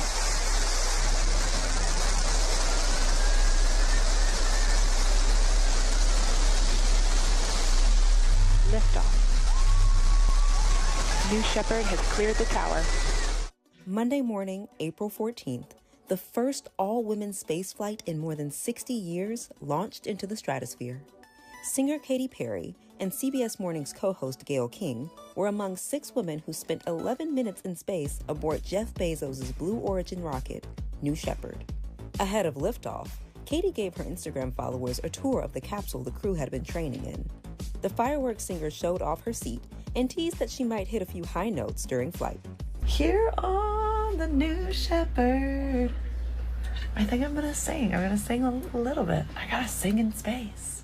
Indeed, Gayle revealed in a post-flight interview that the pop superstar made good on her promise and belted the Louis Armstrong classic What a Wonderful World as they floated above the Earth. The best part was when we got back in our seats after 0 G's, Katie sang "What a Wonderful World." She did? Isn't that nice? Oh, come on. She sang "What a Wonderful World." I see Did you just all dreams. start Oh, crying? yes, yes, yes. Oh. Because we'd been asking her to sing all the time, and she wouldn't. And she wouldn't. And then, because everybody said, sing roar, sing fireworks. And she said, it's not about me. I wanted to talk about the world. Wow. The Taking Up Space crew also included Bezos' fiancée, journalist Lauren Sanchez, rocket scientist Aisha Bowe, astronaut and civil rights activist Amanda Wynn, Strong and women. film producer Carrie Ann. Look at these strong women. This is going to be some copyright music. This is Access Hollywood. They're going to hit me. I know it. Sorry, guys. Having a rough day today. Some stomach issues, but you know, all the shows can't be a banger. Look at these strong women. Strong women. I'm gonna sing a little bit. I gotta sing in space. Indeed, Gail revealed in a post-flight interview that the pop superstar made good on her promise and belted the Louis Armstrong classic "What a Wonderful World." I know you guys already saw this, but I haven't watched it yet, and I wanted to laugh at it. It's strong women. In our seats after 0 G's, Katie sang "What a Wonderful World." She did? Isn't that nice? Oh, come on. She sang "What a Wonderful World." I see Did you just all dreams. start Oh, crying? yes, yes, yes. Oh. Because we'd been I see skies of blue, clouds of white, and I think to myself, what a wonderful world.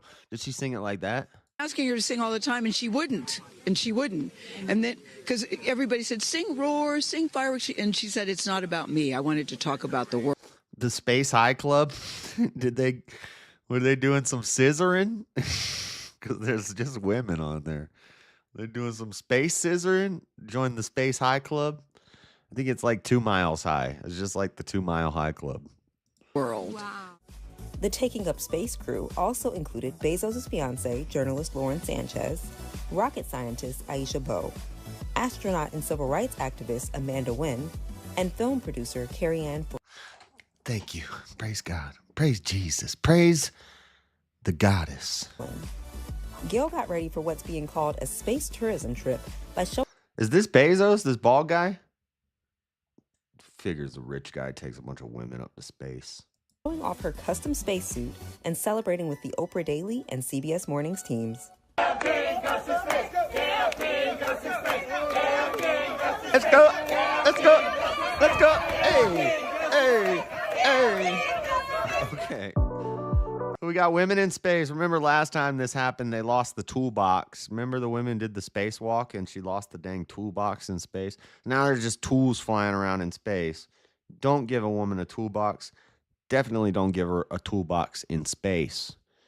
Why Katy Perry is now regretting her Blue Origin spaceflight as she struggles with the continued criticism of her bizarre behavior. She got back to Earth and she kissed the dirt. Got back to the Earth and you kissed the dirt. Little girl all bit the heart. Gonna move around with a bed and work. Gonna move down when they hit the dirt. The bars. I don't even know. She said, strong women. I feel the feminine goddess power. She's coming to Australia for concerts in June. And the company I work for is one. I don't care about your comment, Reddit. I don't care about Reddit's comments. Over 60 years ago, Soviet cosmonaut Yuri Gagarin became the first human being to travel into space. Dude, this is a horrible gaming experience. This is what I'm live like this. Well, I don't know, Linus. I don't have time to research upgrades for this thing. We are the Taking Up Space crew. Till we launch, we are the Taking Up Space crew. We're taking up space. We're women and we're strong and we're going to take up space. We're going to man spread in space. There's 6 of us, all women. It's a historical flight to space because it's the first time that all women have been in space. You're not in space. You're in low Earth orbit on a parabolic flight. It's not even a space shuttle, lady. And I'm so excited for this launch. I have never felt... Facts, everyone. Imagine these guys who went to the moon. Gotta watch this garbage. This much love, like I have felt today, I feel like my message that I'm getting is you never know the amount of love that you have inside of you until the day you launch. So if I can't afford to go to space, I'm never going to get to experience all the love that I have inside of me. Damn it. Guys, we're going to have to set a higher goal. These tickets are expensive, like $1.2 million. I think I've seen them as low as $100K. You can get a ticket, maybe with Virgin Galactic. Maybe we can't get on the Blue Origin or the SpaceX flight, but we're going to set a new goal. We need $100,000 so that I can take a Virgin Galactic parabolic semi-space flight. And otherwise, I'm never going to be able to experience the true love that's inside of me. I'm feeling that love. I'm sending you love. I'm not sending you to space. Jeremy, come on. Check it out on blueorigin.com/live. Watch us go up. Watch us land. Dude, the first chair in space. We could probably do that for way cheaper. I could build a rocket. I know enough about rocket science to build a rocket. We just need to build a really big rocket and send Cher to space. That would be epic. That would be epic. We're going to need like 20 grand to do that. Safely. And for my kitty cats, I have a special reveal coming to you. All right, okay. My kitty cats? She talking about her vagina? What? You got multiple? How many kitty cats you got? So that was.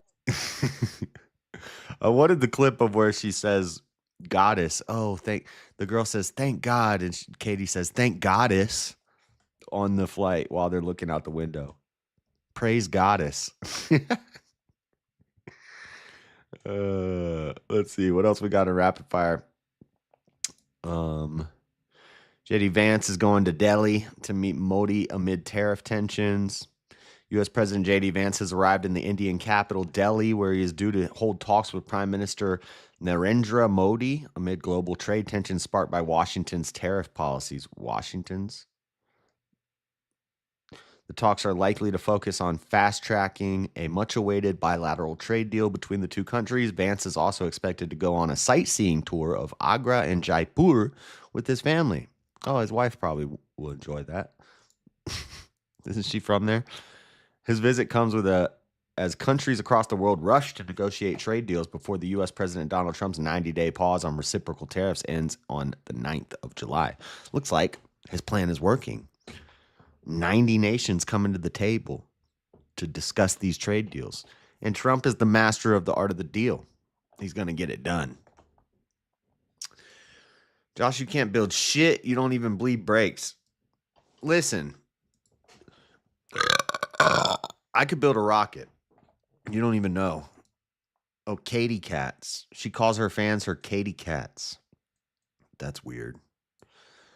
That's creepy. I don't like it. I don't like it. Last little update. Salvadorian President Bukele proposes prisoner swap with Maduro for Venezuelan deportees. Salvadorian President Nayib Bukele proposed carrying out a prisoner swap with Venezuela on Sunday, suggesting he would exchange Venezuelan deportees from the United States his government has kept in prisons for what is called political prisoners in Venezuela. Yeah, if they lock them up, they don't release them again. In a post on the social media platform X directed at President Nicolás Maduro, Bukele listed off a number of family members of high-level opposition figures in Venezuela, journalists and activists detained during the South American government's electoral crackdown last year. The only reason they are imprisoned is for having opposed you and your electoral fund, he wrote to Maduro. However, I want to propose a humanitarian agreement that includes a repatriation of 100% of the 252 Venezuelans who were deported in exchange for the release and surrender of an identical number, 252, of the thousands of political prisoners you hold. So they're exchanging political prisoners. But problem is Venezuela is just going to release them again. They're the ones who were opening up all their jails and sending them all to America. They're the main proponents of that disastrous policies. Rockets don't need brakes. Yeah, you don't have to bleed brakes. There's no brakes on a rocket. I'm just launching it into space. It can't be that hard. You just need fuel, a pipe, set up a freaking exhaust system. I know how thrust works. All right. Enough of that. All right, guys. Enough rapid fire. Let's do a little. Chris wants to debate me about this. So we're going to do a little live research. I've already been doing some of the research.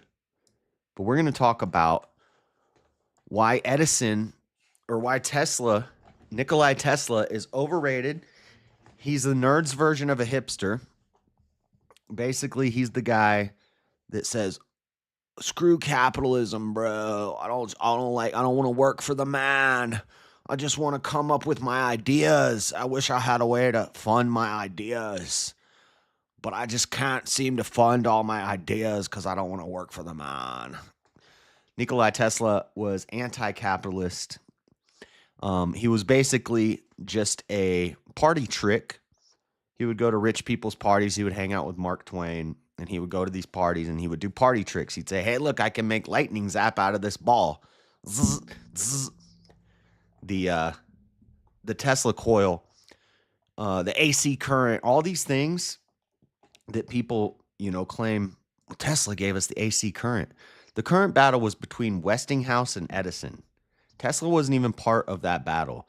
The AC current was already invented by Faraday. What is his name? The Faraday coil. Michael Faraday, I believe. Hold on, let me open my folder.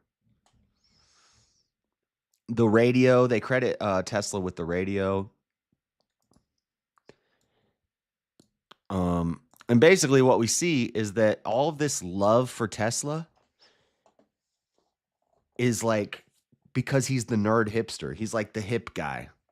The hate for Edison comes around because Edison was like the Trump of engineering and inventing. Edison was getting shit done. Edison had 3,332 patents, I believe. Thomas Edison acquired a record-breaking 1,093 U.S. patents during his lifetime. His inventions span various fields, including electric light and power, phonographs, motion pictures, and more. Edison's patents were also granted in other countries, bringing his total to 2,332. 2,332 patents for Tesla, or for Edison. How many did Tesla have?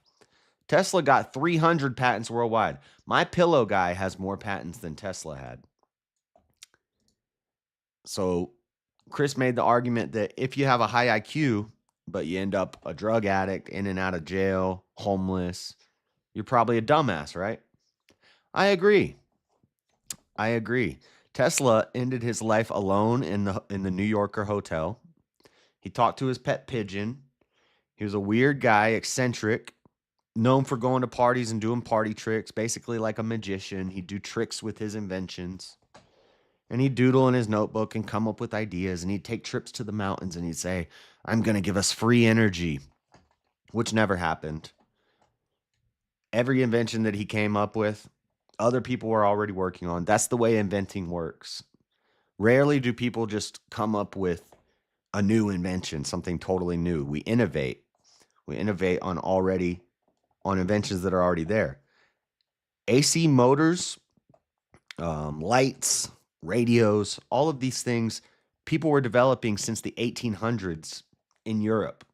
And then people like Edison and Tesla and Westinghouse adapted and innovated on these ideas.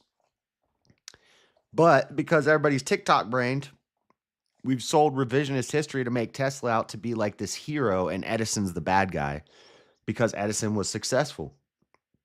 He started up these huge companies. And yeah, they took over the game. And Tesla's like, "But I don't want to have a job, man. I just want to do my ideas." And that's what happened. Let's read this. Now, you guys know I don't like going to Quora, but this guy makes some good arguments here. If I could find, is this the one? Tesla was without a doubt one of the most important thinkers and inventors ever, but during his lifetime, he had issues integrating into society. Tesla really needed the support of a well-funded lab. Man, I don't want to work for the man. But Bell Labs in Park and the National Laboratory System didn't exist yet. The only option, other than developing his own lab, was working for known prick Thomas Edison at Menlo Park. Oh, also, they give credit to Tesla because of libertarian propaganda. A lot of the things claim he made, he didn't. A lot of scientists made Tesla stuff useful to a point where they deserve the patents. Yeah, I agree. And that's kind of what we're going to get into. This is not the one that I want to read, though. Where's the...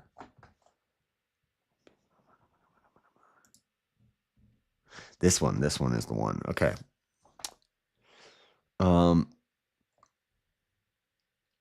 You've heard of the phrase perfect storm to describe a rare combination of circumstances coming together to make an event much larger than it would be otherwise. With Nikola Tesla, there is a perfect storm of events which take him beyond just being a cool geek to a superhero status. He's the poster child for the story of the little guy who takes on the world. He came to America with just a few cents in his pocket, looking to find a better life and prove his point to the world. What adds extra energy to this story is that Tesla didn't just go up against the world. He went up against the greatest inventor of all times, Thomas Edison. Also, Einstein. He called Albert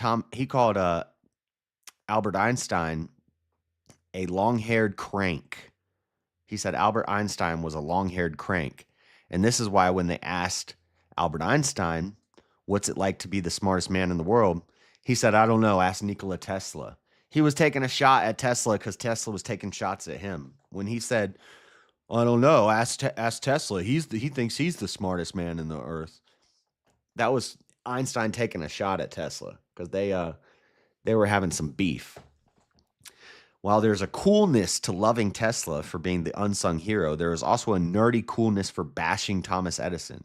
It's almost impossible to get the words Edison out and light bulb out of your mouth without someone shouting, Edison didn't invent the light bulb. And this is true. I see it all the time. There's a boastful gloating by some in calling Edison evil and contrasting Tesla as the good that defeated the evil. But he's not. He was lazy and he didn't get anything done. Edison's out here getting work done. If you can't put it into practice, then what are you doing? You're just doodling in a notebook. Tesla didn't stop with just defeating Edison. He took on other giants of his day. And this is all saying, this is the stories that we've been told, is that Tesla took on the giants. I remember when I was growing up reading that Marconi invented the radio. Ah, how wrong, say the Tesla fans. Marconi didn't invent the radio. They claim that Marconi stole all of his ideas from Tesla. Not true. Tesla defeated the mighty Edison. His ideas were stolen by the great Marconi, but Tesla went after another giant of his day and took on Einstein, the greatest scientist, and dared to call Einstein a long-haired crank. Beyond the character of good versus evil, there's a mystical Tesla who went to the mountaintops of Colorado to harness lightning for the good of mankind and communicate with other worlds along the way. Sounds weird. The final battle of Tesla versus the world are the stories of the mythical free energy that Tesla promised he could create, but was stopped and silenced by the evil corporate America. These are the stories that were sold, the fantasy stories about Tesla that make him into the hero. When in reality, he was just kind of a kook. Einstein was a bit suspect. There are claims that his second wife was a man. Yeah, I don't know about all that, but the War of Currents was a battle between Thomas Edison and George Westinghouse, but the internet has changed it to a battle between Thomas Edison and Nikola Tesla. It makes for a better story. Westinghouse spent most of his life running his business from a smokestack city of Pittsburgh. Westinghouse was a quiet man who did not seek the spotlight. For as much as I have studied the late industrial age, I have not found many photos of Westinghouse. Compared to Tesla, Westinghouse was a pretty boring character. So instead, they made it Edison versus Tesla, which all growing up, I did research papers on Edison when I was a kid, and I didn't even talk about Tesla. I talked about Westinghouse. Tesla but they've turned him into the hipster nerd Jesus. The more I dig into Tesla, the more he seems like a whiny emo kid hanging out under the bleachers claiming he made everyone rich. I agree, Elderline. I agree. That's where I'm at. This is kind of just like an idea that's been sold to us that he was like the great guy, but the mean capitalists who ran everything took him down. No, they were getting shit done. They had things to invent. They didn't just doodle. Every great epic story needs a hero and a villain. In the romanticized story known as the War of Currents, Edison is the villain. Edison is the guy everyone loves to hate. Tesla represents the hero we can identify with, the dreamer in all of us. The ultimate battle of good versus evil, representing every man with a dream who felt dumped on by the world. Yep, and that's why people love Tesla. People overrate the inventions and accomplishments of Nikola Tesla because they get so wrapped up in the myths and legends of a very interesting character. The cult of Nikola Tesla. Westinghouse is a shit brand for TVs and monitors. Well, yeah, but that's why he lost. That's why Edison won. Sadly, people get so passionate about Nikola Tesla, they lose perspective of his accomplishments. If you study the times of Tesla, the late 1800s and early 1900s, you'll find many inventors working on similar inventions. Tesla was not a hermit with a secret lab in a cave. He was learning the ideas and inventions of others of his time and applying those concepts to his inventions. Some people get mad when I refer to the cult of Nikola Tesla, but the followers of Tesla have a religious fervor in their devotion to the man. They take one small bit of information and turn it into a sermon for their beliefs. But Edison didn't invent the light bulb. That's right, Edison didn't invent the concept of lighting and electrical distribution systems, but neither did Tesla. The concept of lighting and electrical distribution systems was being developed in Europe before Edison and Tesla. Tesla invented alternating current. No, he didn't. Michael Faraday, the Hippolyte Pixie, and Hippolyte Pixie were working with alternating current and electric motors in the early 1800s, years before Tesla was born. But Tesla invented the AC induction motor. Maybe, maybe not. Some sources say Galileo Ferrari as the inventor of induction motors. Some sources say Nikola Tesla is the inventor. Not taking any chances on patent issues, Westinghouse purchased a U.S. patent option on induction motors from Galileo Ferrari, along with Tesla's patents. So there's multiple people working on these things. It's not like he just drew it and came up with it because he was such a genius. That's not the way inventing works. Marconi didn't invent the radio. There's a 1943 U.S. Supreme Court case that proves that. Marconi does not deserve credit for inventing the radio, but neither does Tesla. There are many names that add to that list. While there was a 1943 U.S. Supreme Court ruling that overturned many Marconi patents, that case does involve the original patents by Marconi as the inventor of the radio, and that decision was not a Marconi versus Tesla decision. There were numerous patents involved in that case that did not involve Tesla. Tesla was one cool geek worthy of studying, but there are so many others equally impressive that no one talks about. If you think Tesla is not overrated, I suggest you take a look at my answer to the following question, blah, blah, blah. Yeah. So a lot of his inventions, other people were working on. He only had 300 patents compared to Edison's 2,300. And I just think he's overrated.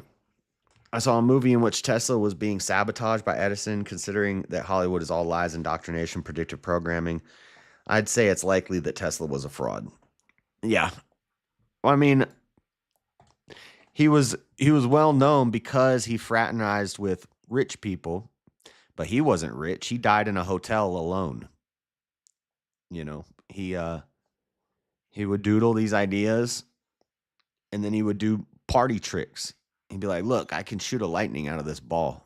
Come to my house. Check this out, Mark Twain. Write a story about it. You seen the movie The Prestige? He was a magician. He would do tricks. He could trick you with science. It's like Bill Nye the Science Guy. Meanwhile, Edison's out here getting shit done. Building America. Building mass companies that last generations and give people jobs and actually make things that we use. Not just borrowing a bunch of ideas and doodling something in a notebook and saying, look at this idea. They say, okay, we'll make one so we can test it out. Oh, well, shit. To make one, I need money. I don't like money. I don't like making money. I just want to keep making ideas. No. That's lame. The rivalry between Tesla and Edison was more than a battle of ideas. It was also a financial war between companies. Thomas Edison allied with J.P. Morgan, the most powerful banker in the United States, to electrify the entire company with direct current.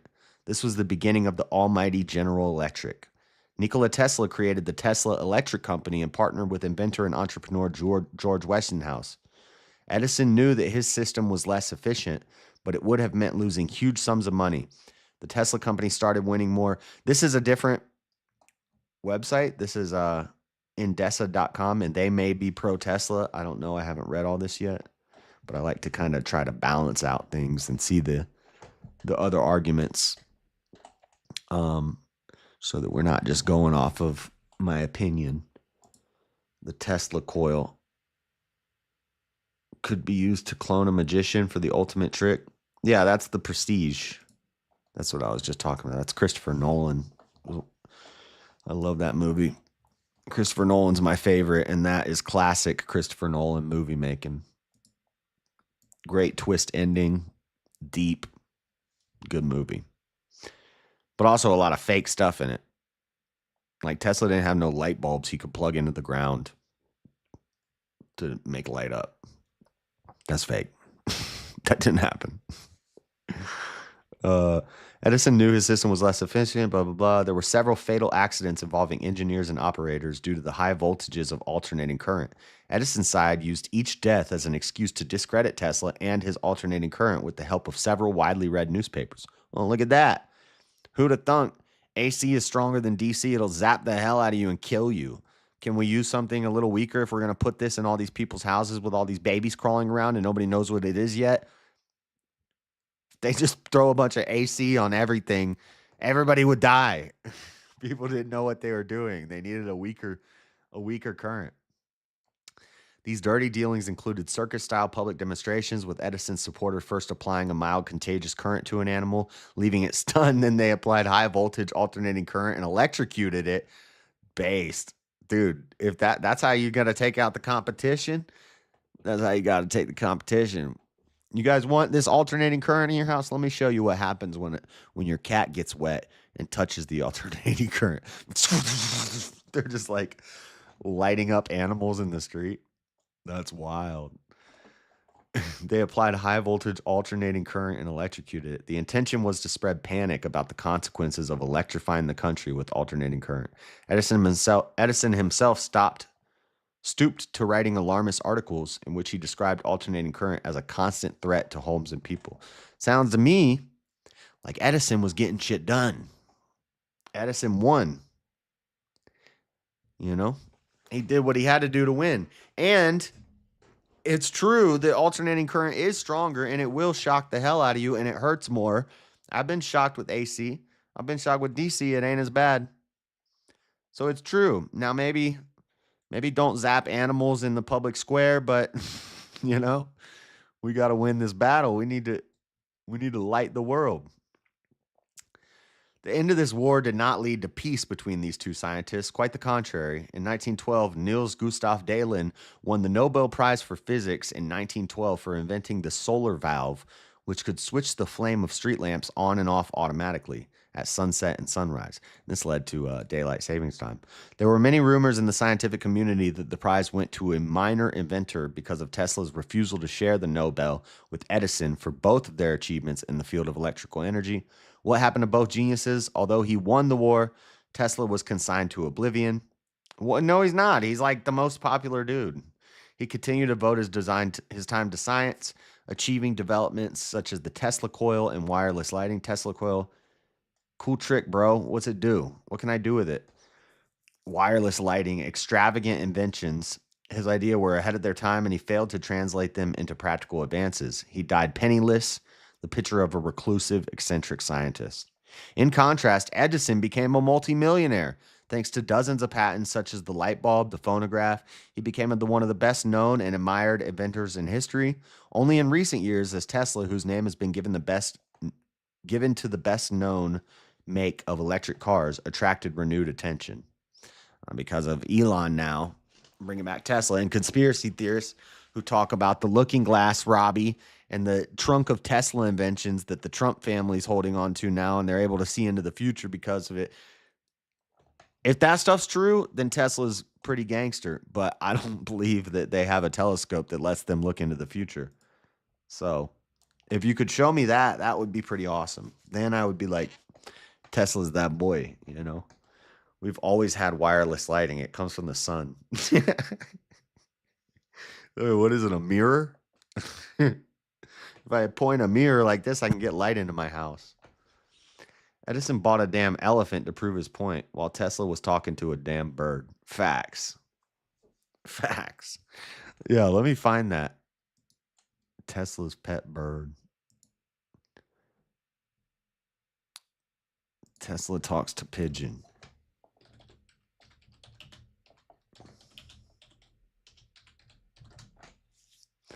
Tesla's pigeon.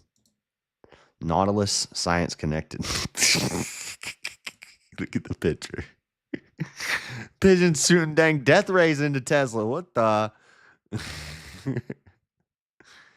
On February morning in 1935, a disoriented homing pigeon flew into the open window of an unoccupied room at the Hotel New Yorker.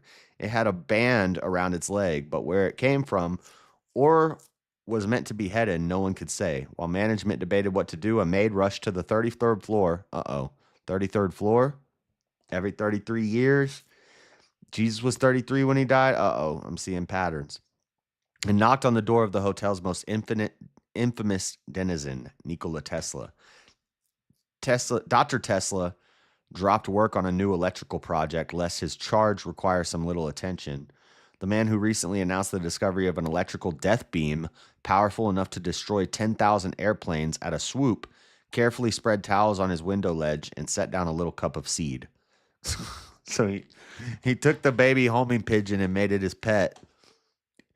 I'll worry about this death beam that could kill 10,000 people in a little bit. Let me take care of this pigeon. Yeah, you think Tesla's the first one to think of a death beam? They got one in Death Star. They got one in Star Wars. Like, when I was a little kid, I was trying to invent death beams too with my notebook. I was doodling ideas for Death Stars in my notebook when I was a kid. Does that make me a super genius? And I had a pet squirrel. Does that make me a super genius? I never built it, but I had an idea for it. I was thinking about it. I was thinking about what if I had a freaking space laser? Turns out now we got space lasers. Does that mean everyone who thought about making a space laser at some point in their life is a genius like Nikola Tesla? I bet you he had some inventions that talked about time travel. I bet you he had some teleportation inventions that he was working on in his notebook. I did all of that in second grade too. I had a notebook. I had an idea for time travel. If you could make like an egg-shaped spaceship the size of Jupiter that could go at the speed of light, and the way you would make it go at the speed of light is you would coat it in mirrored panels and shoot light beams at it, so you could like turn it into light and make it move at the speed of light, and then you'd be able to travel into the future. I came up with that when I was in second grade. I had a drawing. I had a plan. I knew what materials I needed. Never got it built, but I had the idea. So now if anybody ever time travels, well, they stole my idea. They stole my invention. I was a genius. I was like Tesla. I just didn't get it done. Me and my friend were coming up with ideas for how we could gene splice a lobster with a spider, like a tarantula and a reptile and a lobster, so that the tarantula, we could make a giant we were trying to make a giant tarantula. And we're like, well, reptiles grow throughout their whole lives. So if we put reptile genes into a tarantula, it'll keep growing and getting bigger and bigger and bigger. And then my friend's like, well, he's going to crush under his own weight, so he needs an exoskeleton. And I was like, what about a lobster? What if we put lobster genes and reptile genes into a tarantula? Then it would have an exoskeleton like a lobster, and it would grow forever like a reptile, and we could make giant tarantulas. We'd take the biggest ones and breed them, make another big one, take those biggest ones and breed them, and eventually we can have a 10-story tarantula with armor. That was the plan. We never got it done, you know. We never made one, but we had the idea. So essentially, I'm like Nikola Tesla. That's what I'm trying to say. That's all I'm trying to say. Anybody can come up with some crazy ideas and put them in a notebook. If you can't demonstrate it and build it and get it done, mass produce it, what are you really doing? Are you really a great inventor and engineer, or are you just a kook who's coming up with wild ideas? Yo, why may Apple got Hasberg chin? I don't know what that means. But anyway, guys, I gotta go. I gotta go to work. Tesla had a pet pigeon. He said his bird could speak to one another mind to mind. He said him and his bird could talk mind to mind. This is our genius. Is there anyone else? Is there no one else? This is our genius. He's telepathically communicating with a homing pigeon. The giant spider apocalypse was brought to you by jsurbanadventures. Facts, dude. Facts. All right, let's see if there's anybody to raid. I gotta walk my dog and get out of here. Boom, boom, boom, boom. Redirect.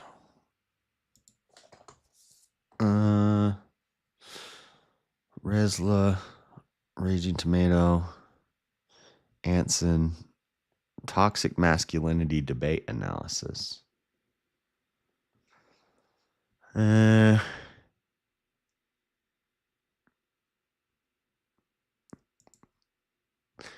you can go watch Anson's debate analysis. Jake Rattlesnake is debating tomorrow. Anson's kind of a troll, but his debate analysis is all right, except when there's a lady in the debate, because then he simps. But Crucible is live. Hold on, I didn't see that. I know we're about to go, but where the heck? Oh, yeah. All right, I'll send you over there.